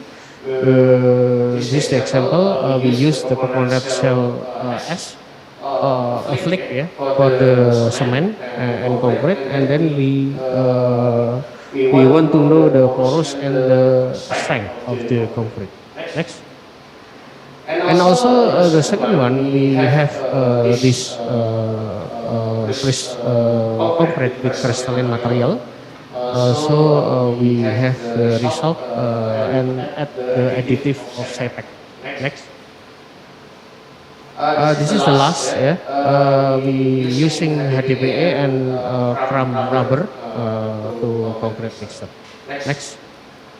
So for the next, our research, we concentrate in this material for coastal protection, pavement, especially the durability of the concrete. We still doing this, and then additive are needed to increase the durability of the concrete. And experimental study we conducted to determine the benefit of crystalline. And then also the using of ash, how effective that ash can close the pore condition and also to get variation of porosity characteristic. And then the last, we want to try to add mineral or calcium so that the reef at the artificial reef structure will grow faster. Yeah, this is interesting. Number 3, we collaborate with system computer program to have this idea of number 3. I think that's my presentation. Thank you to Adele.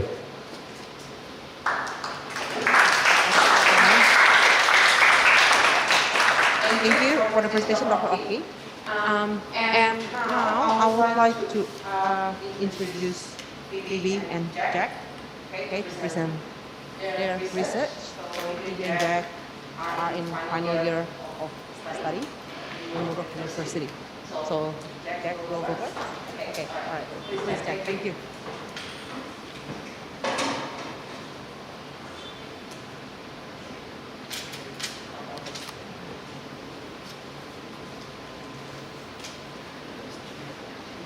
Maggie, and good morning. I just like to thank everyone for the opportunity for me to come here, and especially thank you to the organisers. So today I'll be going into some more detail on geopolymer concrete. The focus of my research is on fly ash, and I'll be covering that in this presentation.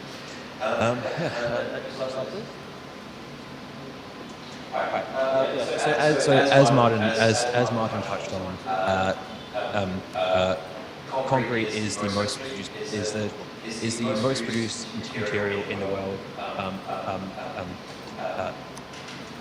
besides water. And unfortunately, partially because of that, and partially because of its structure and how it's manufactured, it's responsible for between 5 and 8% of the world's carbon emissions.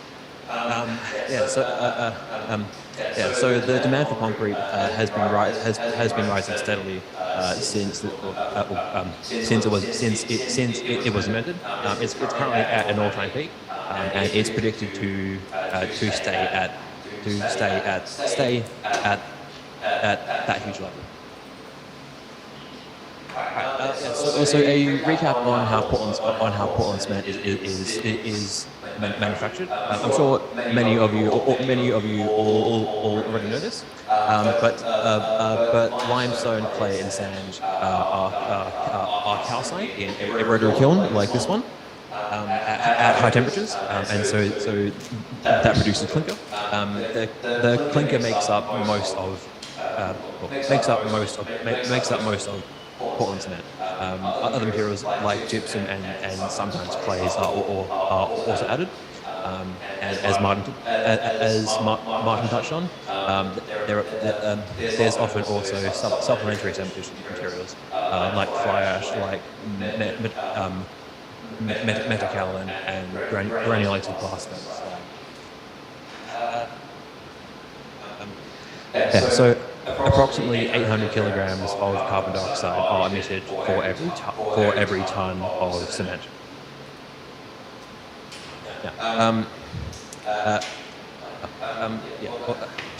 The question then is how can we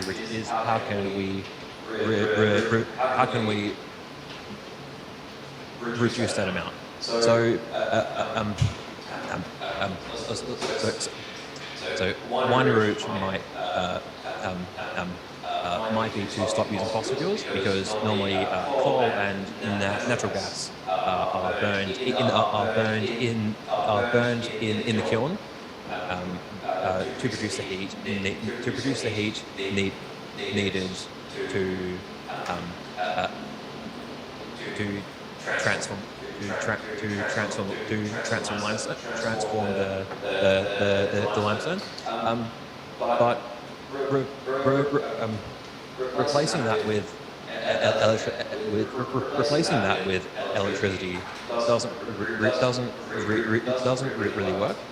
It's much more efficient because the desired product here is heat, not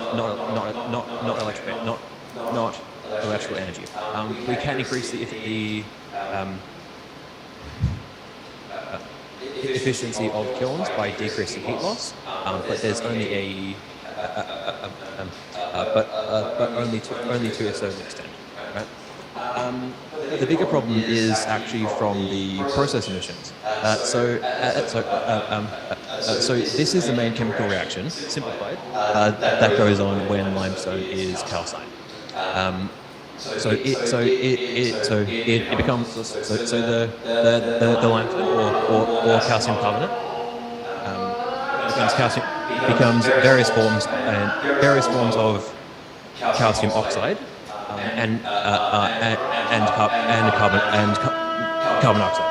So whereas the combustion of coal and natural gas only emits 300 kilograms of carbon dioxide per ton of cement produced, burning the limestone gives off about 500, and that can't be changed.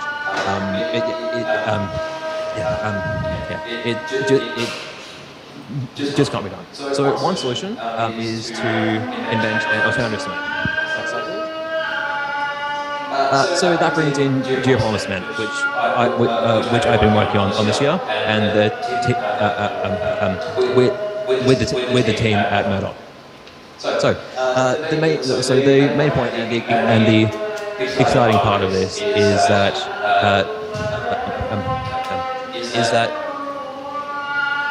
this requires 60 to 80% less carbon dioxide to manufacture than Portland cement.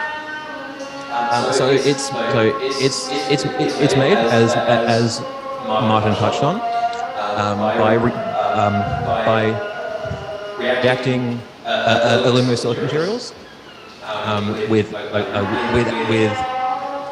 alkaline solution, and then if it's done right, that solution hardens into a strong solid. the strength of this geopolymer is comparable to Portland cement. It's also more resistant to high temperatures and to sulfate attack. So sulfate attack is one area where Portland cement struggles, particularly in wastewater treatment, where it's produced by bacteria. Next slide. So I'll just briefly touch on this. The theory of what actually goes on when this material is formed is not particularly well developed yet. It's quite complicated to study, but essentially the alkaline solution dissolves aluminium and silicon atoms from the parent material, like the clay or the fly ash, so they then form tetrahedra, which join together and over time harden into tiny crystals. So these crystals are on a nanometer scale, which makes them hard to identify. But if done right, you end up with a mostly amorphous three-dimensional network solid, kind of like a rock. So as so fly ash. Not sure why that's moving. Apologies. Anyway, well, that was a picture of a fly ash dam in Australia. So a massive amount of fly ash is produced each year just from burning coal. So you might already know that the fly ash is just the material from the coal's parent rock. So it's these tiny spheres. These were taken with scanning electron microscopy. It's these tiny spheres, about 5 micrometers in diameter, of the rock that's melted during the coal's combustion, and then very quickly hardened back into a solid. So, depending on how quickly it's cooled, you'll either have a glassy material or a crystalline one, and these often coexist in the same fly ash particles. I've got a beautiful picture here where the glassy materials being dissolved, leaving only the crystalline material. So most of the parent rock of coal is made from silica and alumina.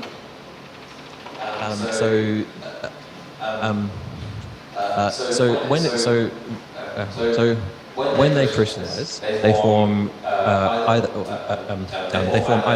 what's more or less quartz or malite. So malite aluminium. This picture here is of malite. These ones are all quartz, I believe. Next slide, please.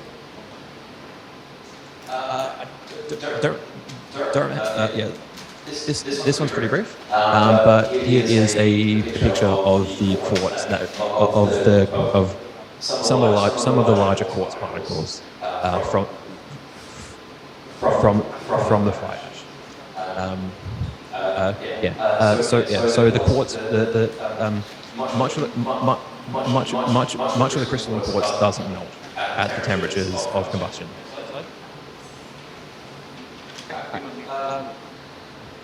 Now, so to make some geopolymer, to make geopolymer of your own, it's quite important to control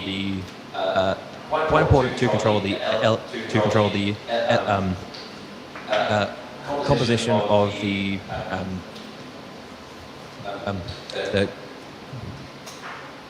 composition of the matrix that binds the aggregate. So this unfortunately does depend a bit on the fly ash being used. It's all just a bit different. It's a very non-uniform material. But a general rule is you want to have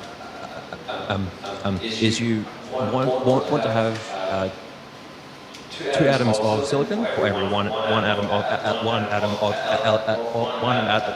aluminium, or a bit more silicon than that. It does vary a little. And then you want one atom of aluminium per atom of sodium. So only the amorphous, that is the glassy part of the fly ash, is reactive and will enter solution, and then form that gel and those crystals. So we only want to consider that in these ratios. So that can be assessed by using X-ray diffraction to figure out how much of the fly ash is crystalline and won't react, and then subtracting that amount from the elemental composition as found by X-ray fluorescence, or XRF. We're not really looking into this in Australia because we don't have any, but ground granulated blast furnace slag also works, and I would say works even better than fly ash. That can make some very strong cement. Next slide, please. Yeah. So as civil engineers, I'm sure you want to know the engineering properties of the cement. It does. So as I said, it does vary a lot on the fly ash and the composition. So these are some microstructural pictures with different silicon to aluminium ratios. So these are with low silicon, about a 1-to-1 ratio, and these are with around 2. So as you might be able to predict, these more homogeneous microstructures are a fair bit stronger. If done right, I think you can expect a compressor strength of 40 to 60 megapascals. You can get more if you heat cure it at between 60 to 80 degrees, and that can give a compressor strength of about 80 megapascals. The Young's modulus is also varies, but seems like it's about 2 to 3 gigapascals.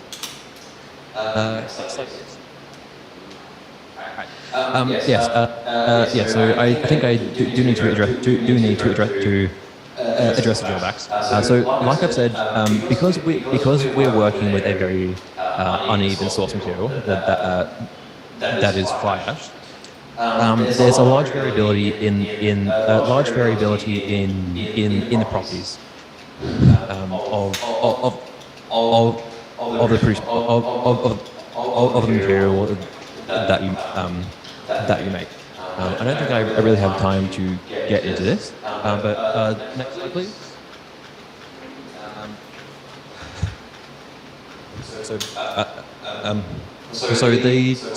The main drawbacks of geopolymer cement at its current stage of development don't apply to precast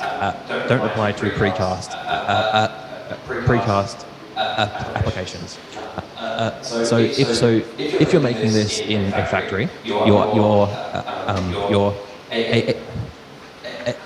able to have good control of its composition. You're able to heat cure it to get strong concretes, and you don't have to worry as much about how hard it is for workers to use it. So I think most precast applications are currently viable, even with the current state of the technology.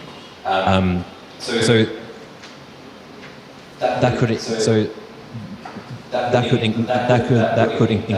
include panels, wall panels, beams, bridges, and so on. Just one point on that time, so I'll show this slightly.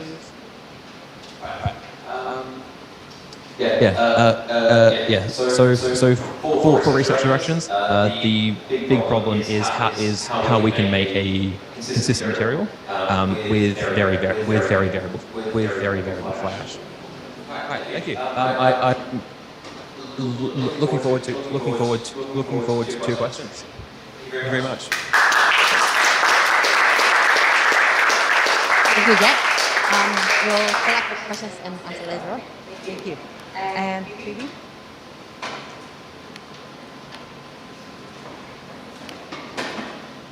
Everyone, thank you for having me here today. So I'll just be showing you what I'm currently doing as my final project. I've just started it and I will be finishing in the middle of next year. So I'll be looking at ash as a substitute for silica in geopolymer concrete.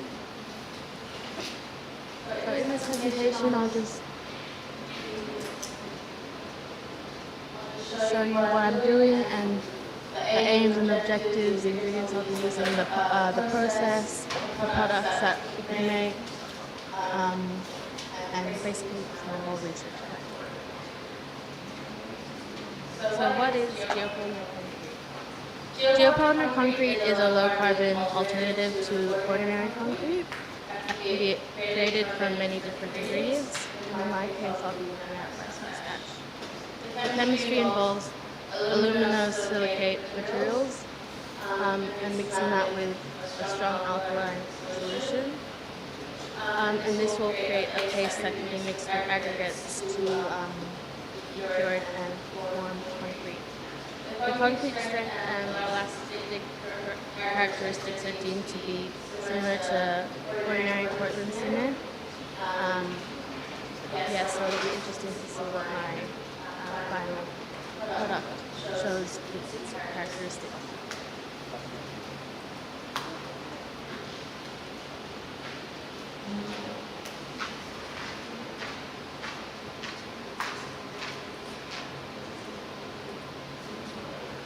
So the aim of the project is to create the best geopolymer mix design using rice ash and fly ash to waste byproducts that would otherwise end up in landfill. Hopefully the characteristics produced are up to Indonesian building standards.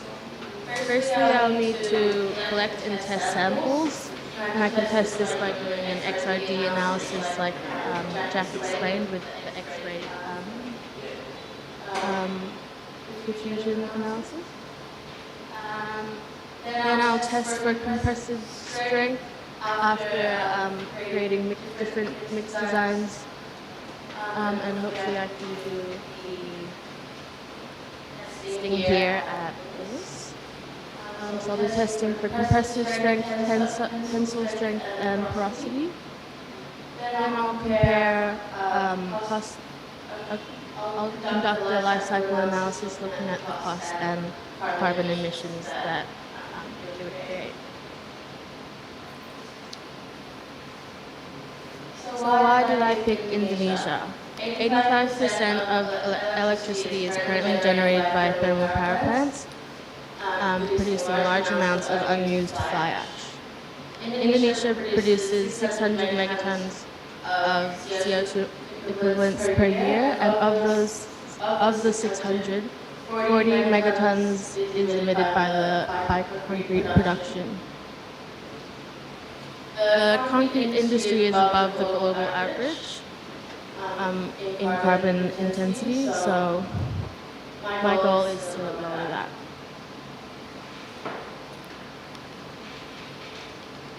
So fly ash is a very abundant byproduct created by the coal power stations, and there are 237 coal-fired power plants all across Indonesia. But I will be focusing on Suralaya, hopefully, which is the largest power plant in Indonesia, generating a maximum capacity of around 4,000 megawatts. As Martin mentioned, 90% is currently used. 90% of the fly ash is currently used in the concrete industry, but since it's such a large power station, 10% still is around 450 tons. And all of that is going into landfill currently, so hopefully I can use that into manufacturing geopolymer concrete. So rice husk ash is a waste product of rice milling, and it is also extremely abundant in Indonesia. 11 megatons is produced per year, and it is commonly used just for heat, cooking, energy, and fertilizer. Before combustion, it is made up of 20% silica and 80% woody plant material. But after controlled combustion, the ash holds reactive silica, which can be used in the making of geopolymer concrete. In order to create good quality rice husk ash, it must be controlled at a constant temperature in order to maximize the amorphous structure of the ash. Burning at too high of a temperature will create a crystalline structure, which won't be as reactive as an amorphous structure. Recently, Jack tested making rice husk ash out of Australian rice husk using a two-burn method for quality control, burning the rice husk at 300 degrees Celsius and then 550 degrees Celsius. And we used that rice husk ash to make concrete in Perth, and it turned out quite good, so hopefully we'll get the same results with the rice husk from Indonesia.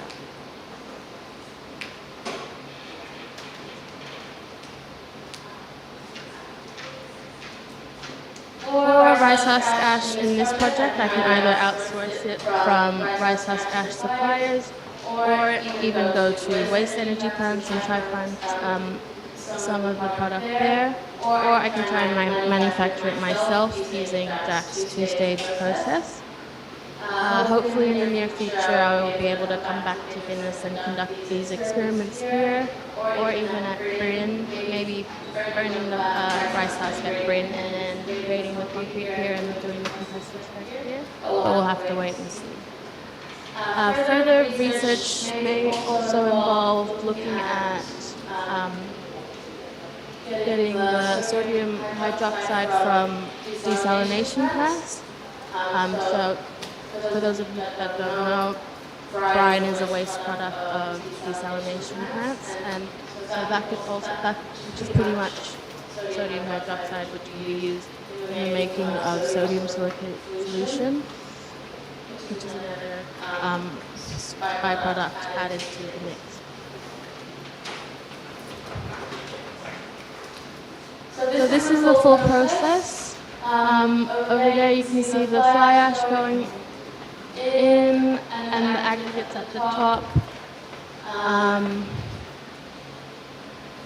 Yeah, it's a lot to explain, but basically fly ash and the rice husk ash there, sodium silicate mixed together, and you can produce a lot of different concrete products.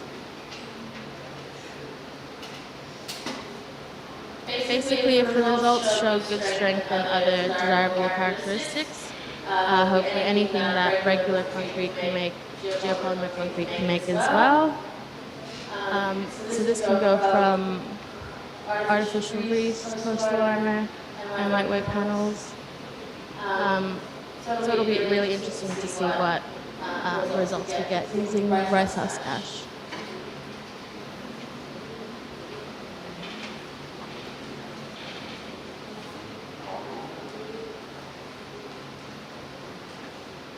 So, as you probably know by now, geopolymer concrete has the potential to reduce CO2 emissions by a significant amount within the concrete industry. But this also depends on where you're sourcing the ingredients from. With Indonesia, all of the feedstocks are quite close together and in feasible lengths to and from the power stations, so it wouldn't have a super large effect on carbon emissions when transporting these ingredients.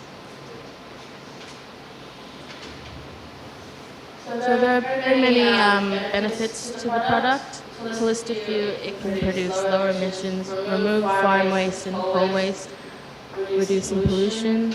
It can create a new industry within Indonesia, provide additional income for rice farmers, and work to provide a more circular economy in Indonesia. So basically, this is just my project timeline. I finish in July 2023, and from now till then, I'll just hold a lot of experiments and maybe possibly look into adding different ingredients into the mix. Yeah. Thank you very much.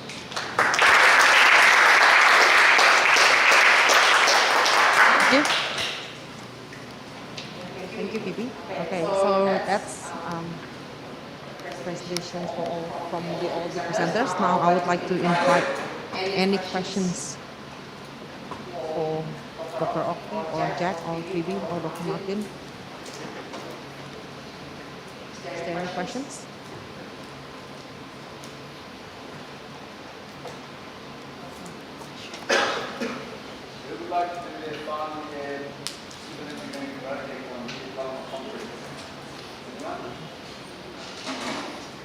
Yeah, who's interested? Yeah, because they will be doing their final year project next semester. Not this one, next semester.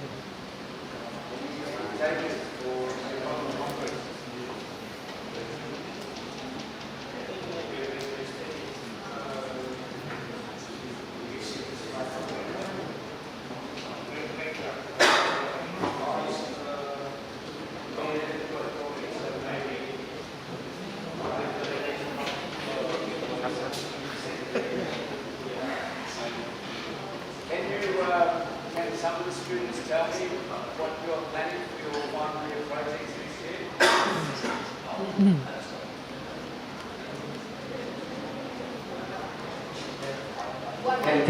Can any of the students tell me what you would like to do for your final year projects next year? Have you been thinking about your final year projects yet? It's too early, is it? Foto.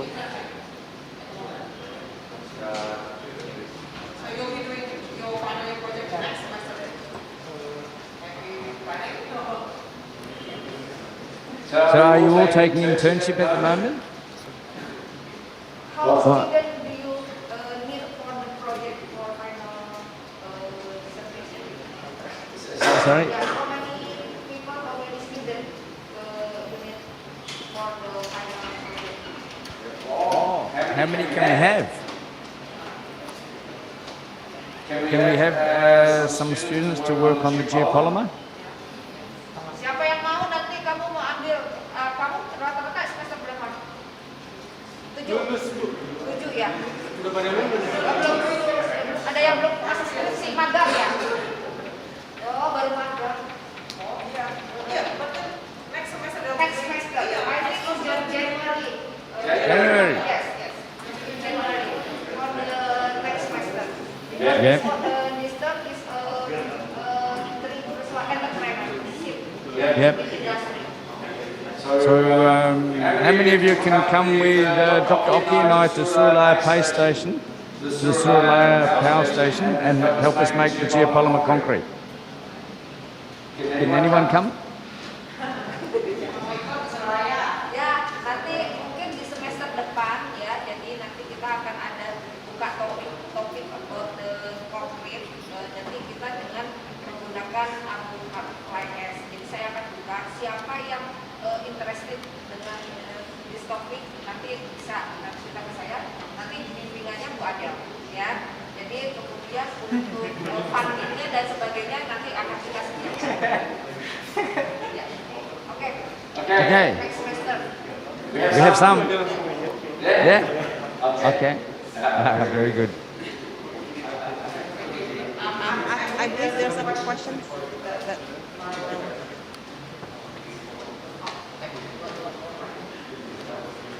Check. I've read some research showing that although rice husk ash has like a high silica content, they're deemed as inert material. So is there anything we can do?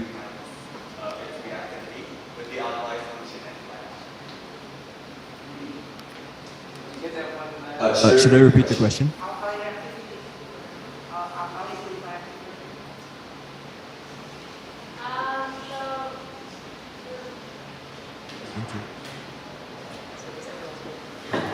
So the reactivity depends on how it's burned. Burning at too high of a temperature, as I mentioned, will create a crystalline structure, but you want an amorphous structure. So doing at low temperature controlled burning, maybe the 2-stage thing that Jeff is doing, will create more of an amorphous structure, and that'll increase the reactivity. I'm not sure how you would increase the reactivity once you've already made the rice husk ash, though. Yeah. Is that what the question is? No, but I think what Farah asked was how the alkali reactivity, the one that reacts to X, isn't it? Oh, okay.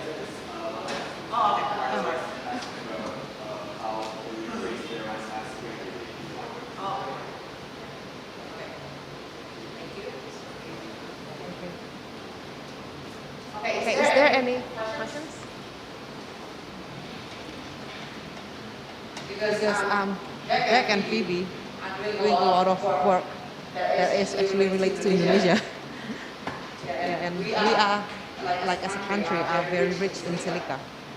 And yeah, it's a very good research for the industry in Indonesia. So, Jack, I have a question for you. Like, so you are focusing on trying to reduce the CO2 in the cement production, in the concrete production.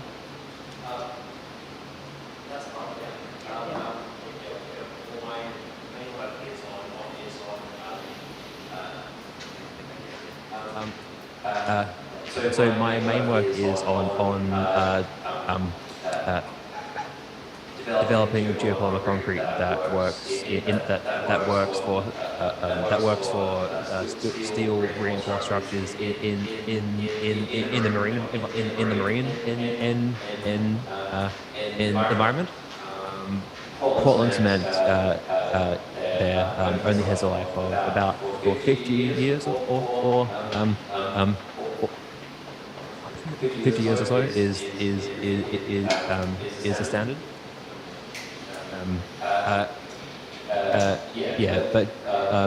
But just by the nature of how it's produced, it will have a much smaller carbon footprint. Thank you, Jack.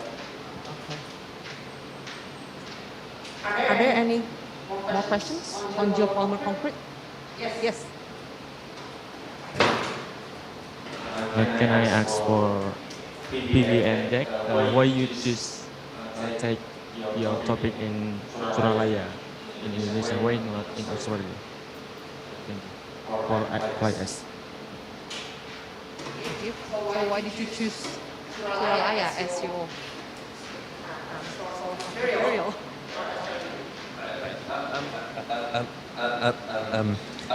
Also, Suralaya is just a good.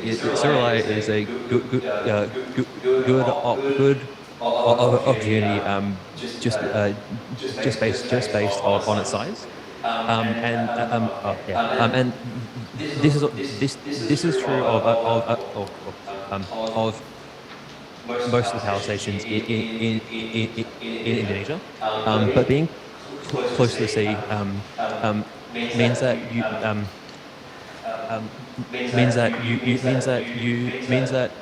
you can produce sodium hydroxide, which is used to dissolve the silica and alumina in the fly ash.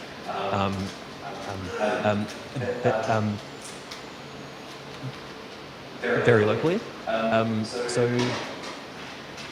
because concrete is so dense and used in such large volumes, the sustainability of it depends a lot on how close how close together you can find the materials that you need. So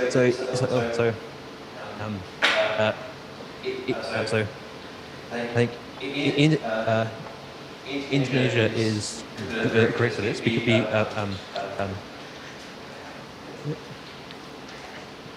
because you've got your power stations for fly ash. You've got the ocean for sodium hydroxide, and you've got rice husk for more silica. I didn't really get to touch in this in my presentation, but adding some form of soluble silica is very important for making stronger concrete, and that's also the most energy intensive ingredient. So making it from rice husk, making it from rice husk ash is more or less carbon neutral. Does that answer your question? Thanks.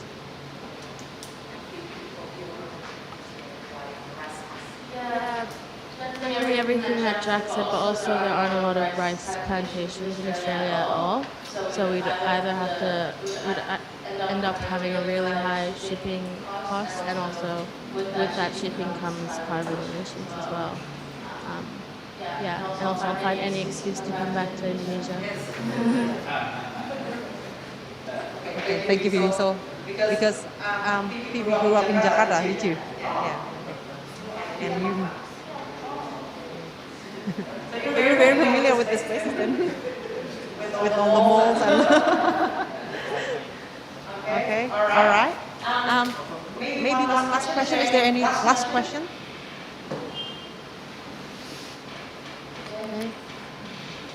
Okay. All right. Okay, I'm interested in project airport in Brisbane.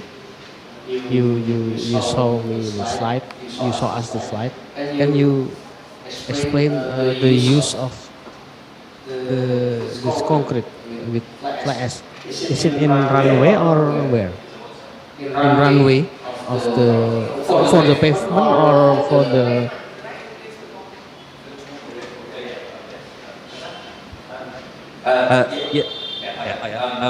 Yeah, so we've actually got so there's a few companies in Australia doing this already.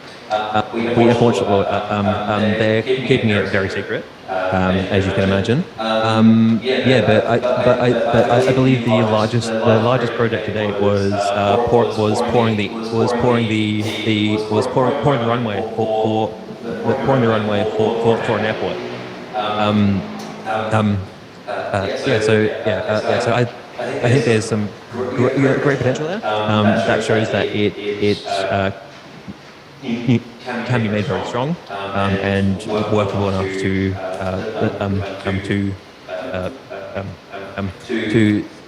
deploy on such a large scale. I believe that they were using a slip casting or slip forming method to lay that. Does that answer your question?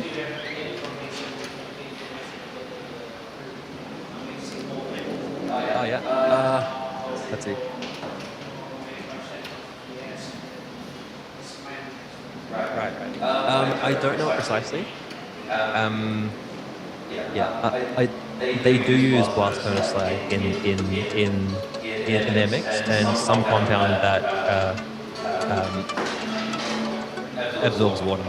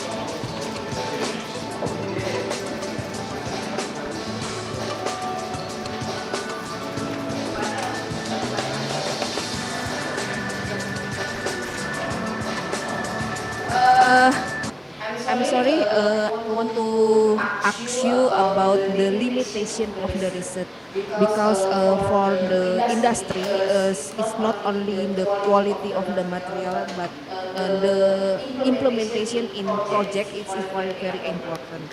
So can you describe what the limitation of the research and how about the implementation in the project? Thank you.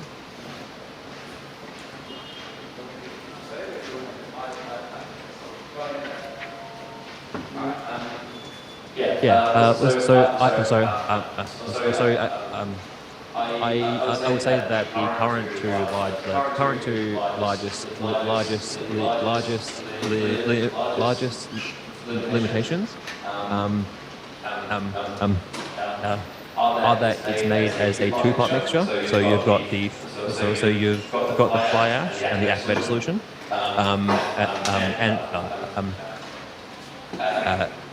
whereas Portland cement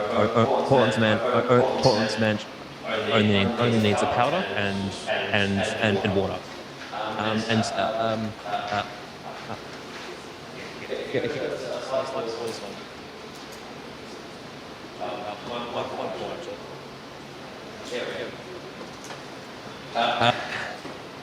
Yeah, I think so.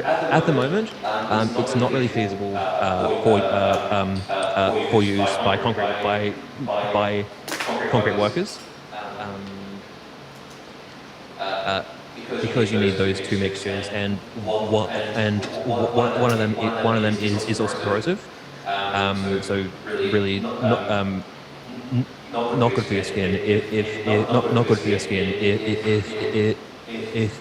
if it gets on you. There's some problems with workability. Controlling how quickly it sets is a bit of a challenge. We've found that the formulations we're using get thick faster than Portland cement. So it's quite tough to shovel. Yeah, so that's why the other one is that at the moment there's only one kind of plasticizer that works to make it more workable and liquid without needing more water, which reduces its strength. That plasticizer is naphthalene, by the way. Yeah, so that's why I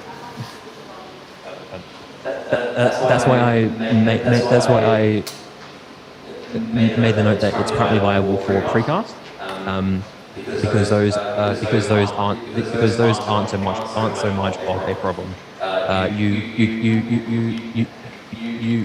get a more consistent strength when heat curing versus curing at ambient temperature.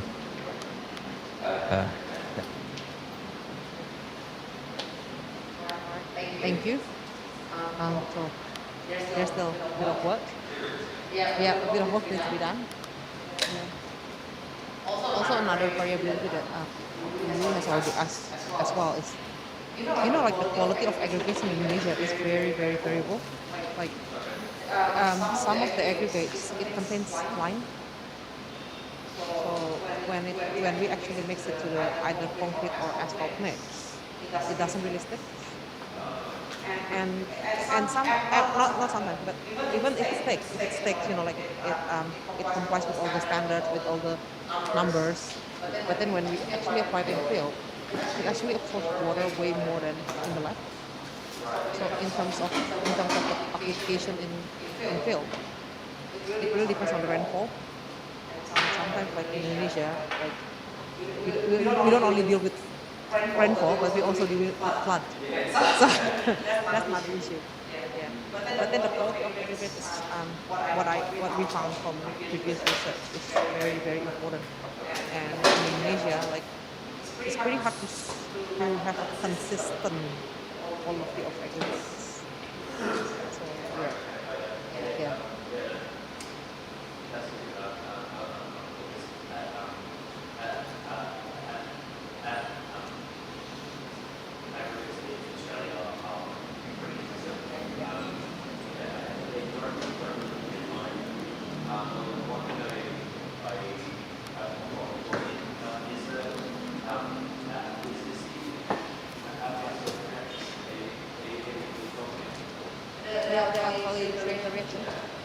Yeah, from time to time, because we're dealing with lots of water as well. Yeah.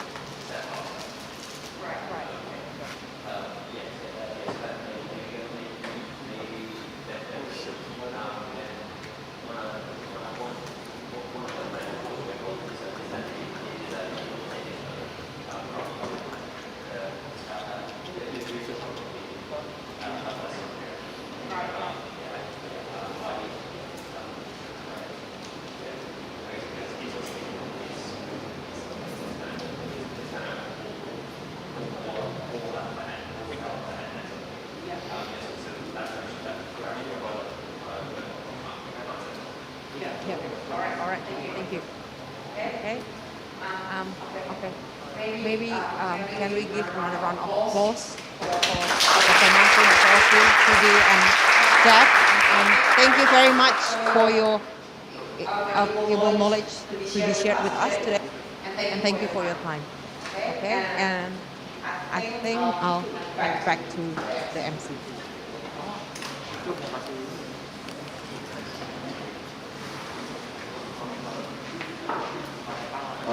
Thank you so much, Dr. Adelia, for taking over, and thank you to all the speakers for such an inspiring insight. I hope everyone find this morning's presentation very fruitful and engaging. And before ending today's session, I'd like to remind Binusians to fill in the attendance form passed around now as a prerequisite to claim your student activity transcript points and e-certificate.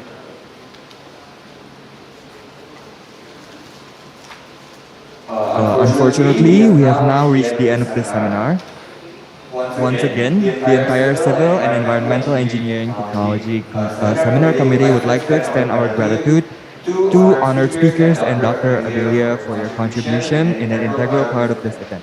We'd also like to take this opportunity to thank every attendee for your active participation in this seminar. We hope everyone enjoyed the program we worked hard on. And with that, I bid everyone goodbye.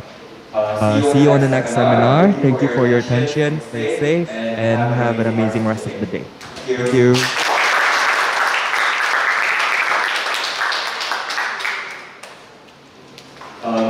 Maybe Anton and Yap can help assist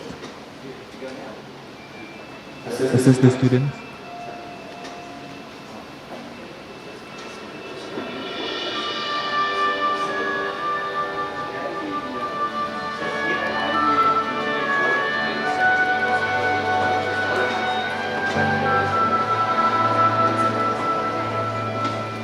Keluarnya lewat sini ya.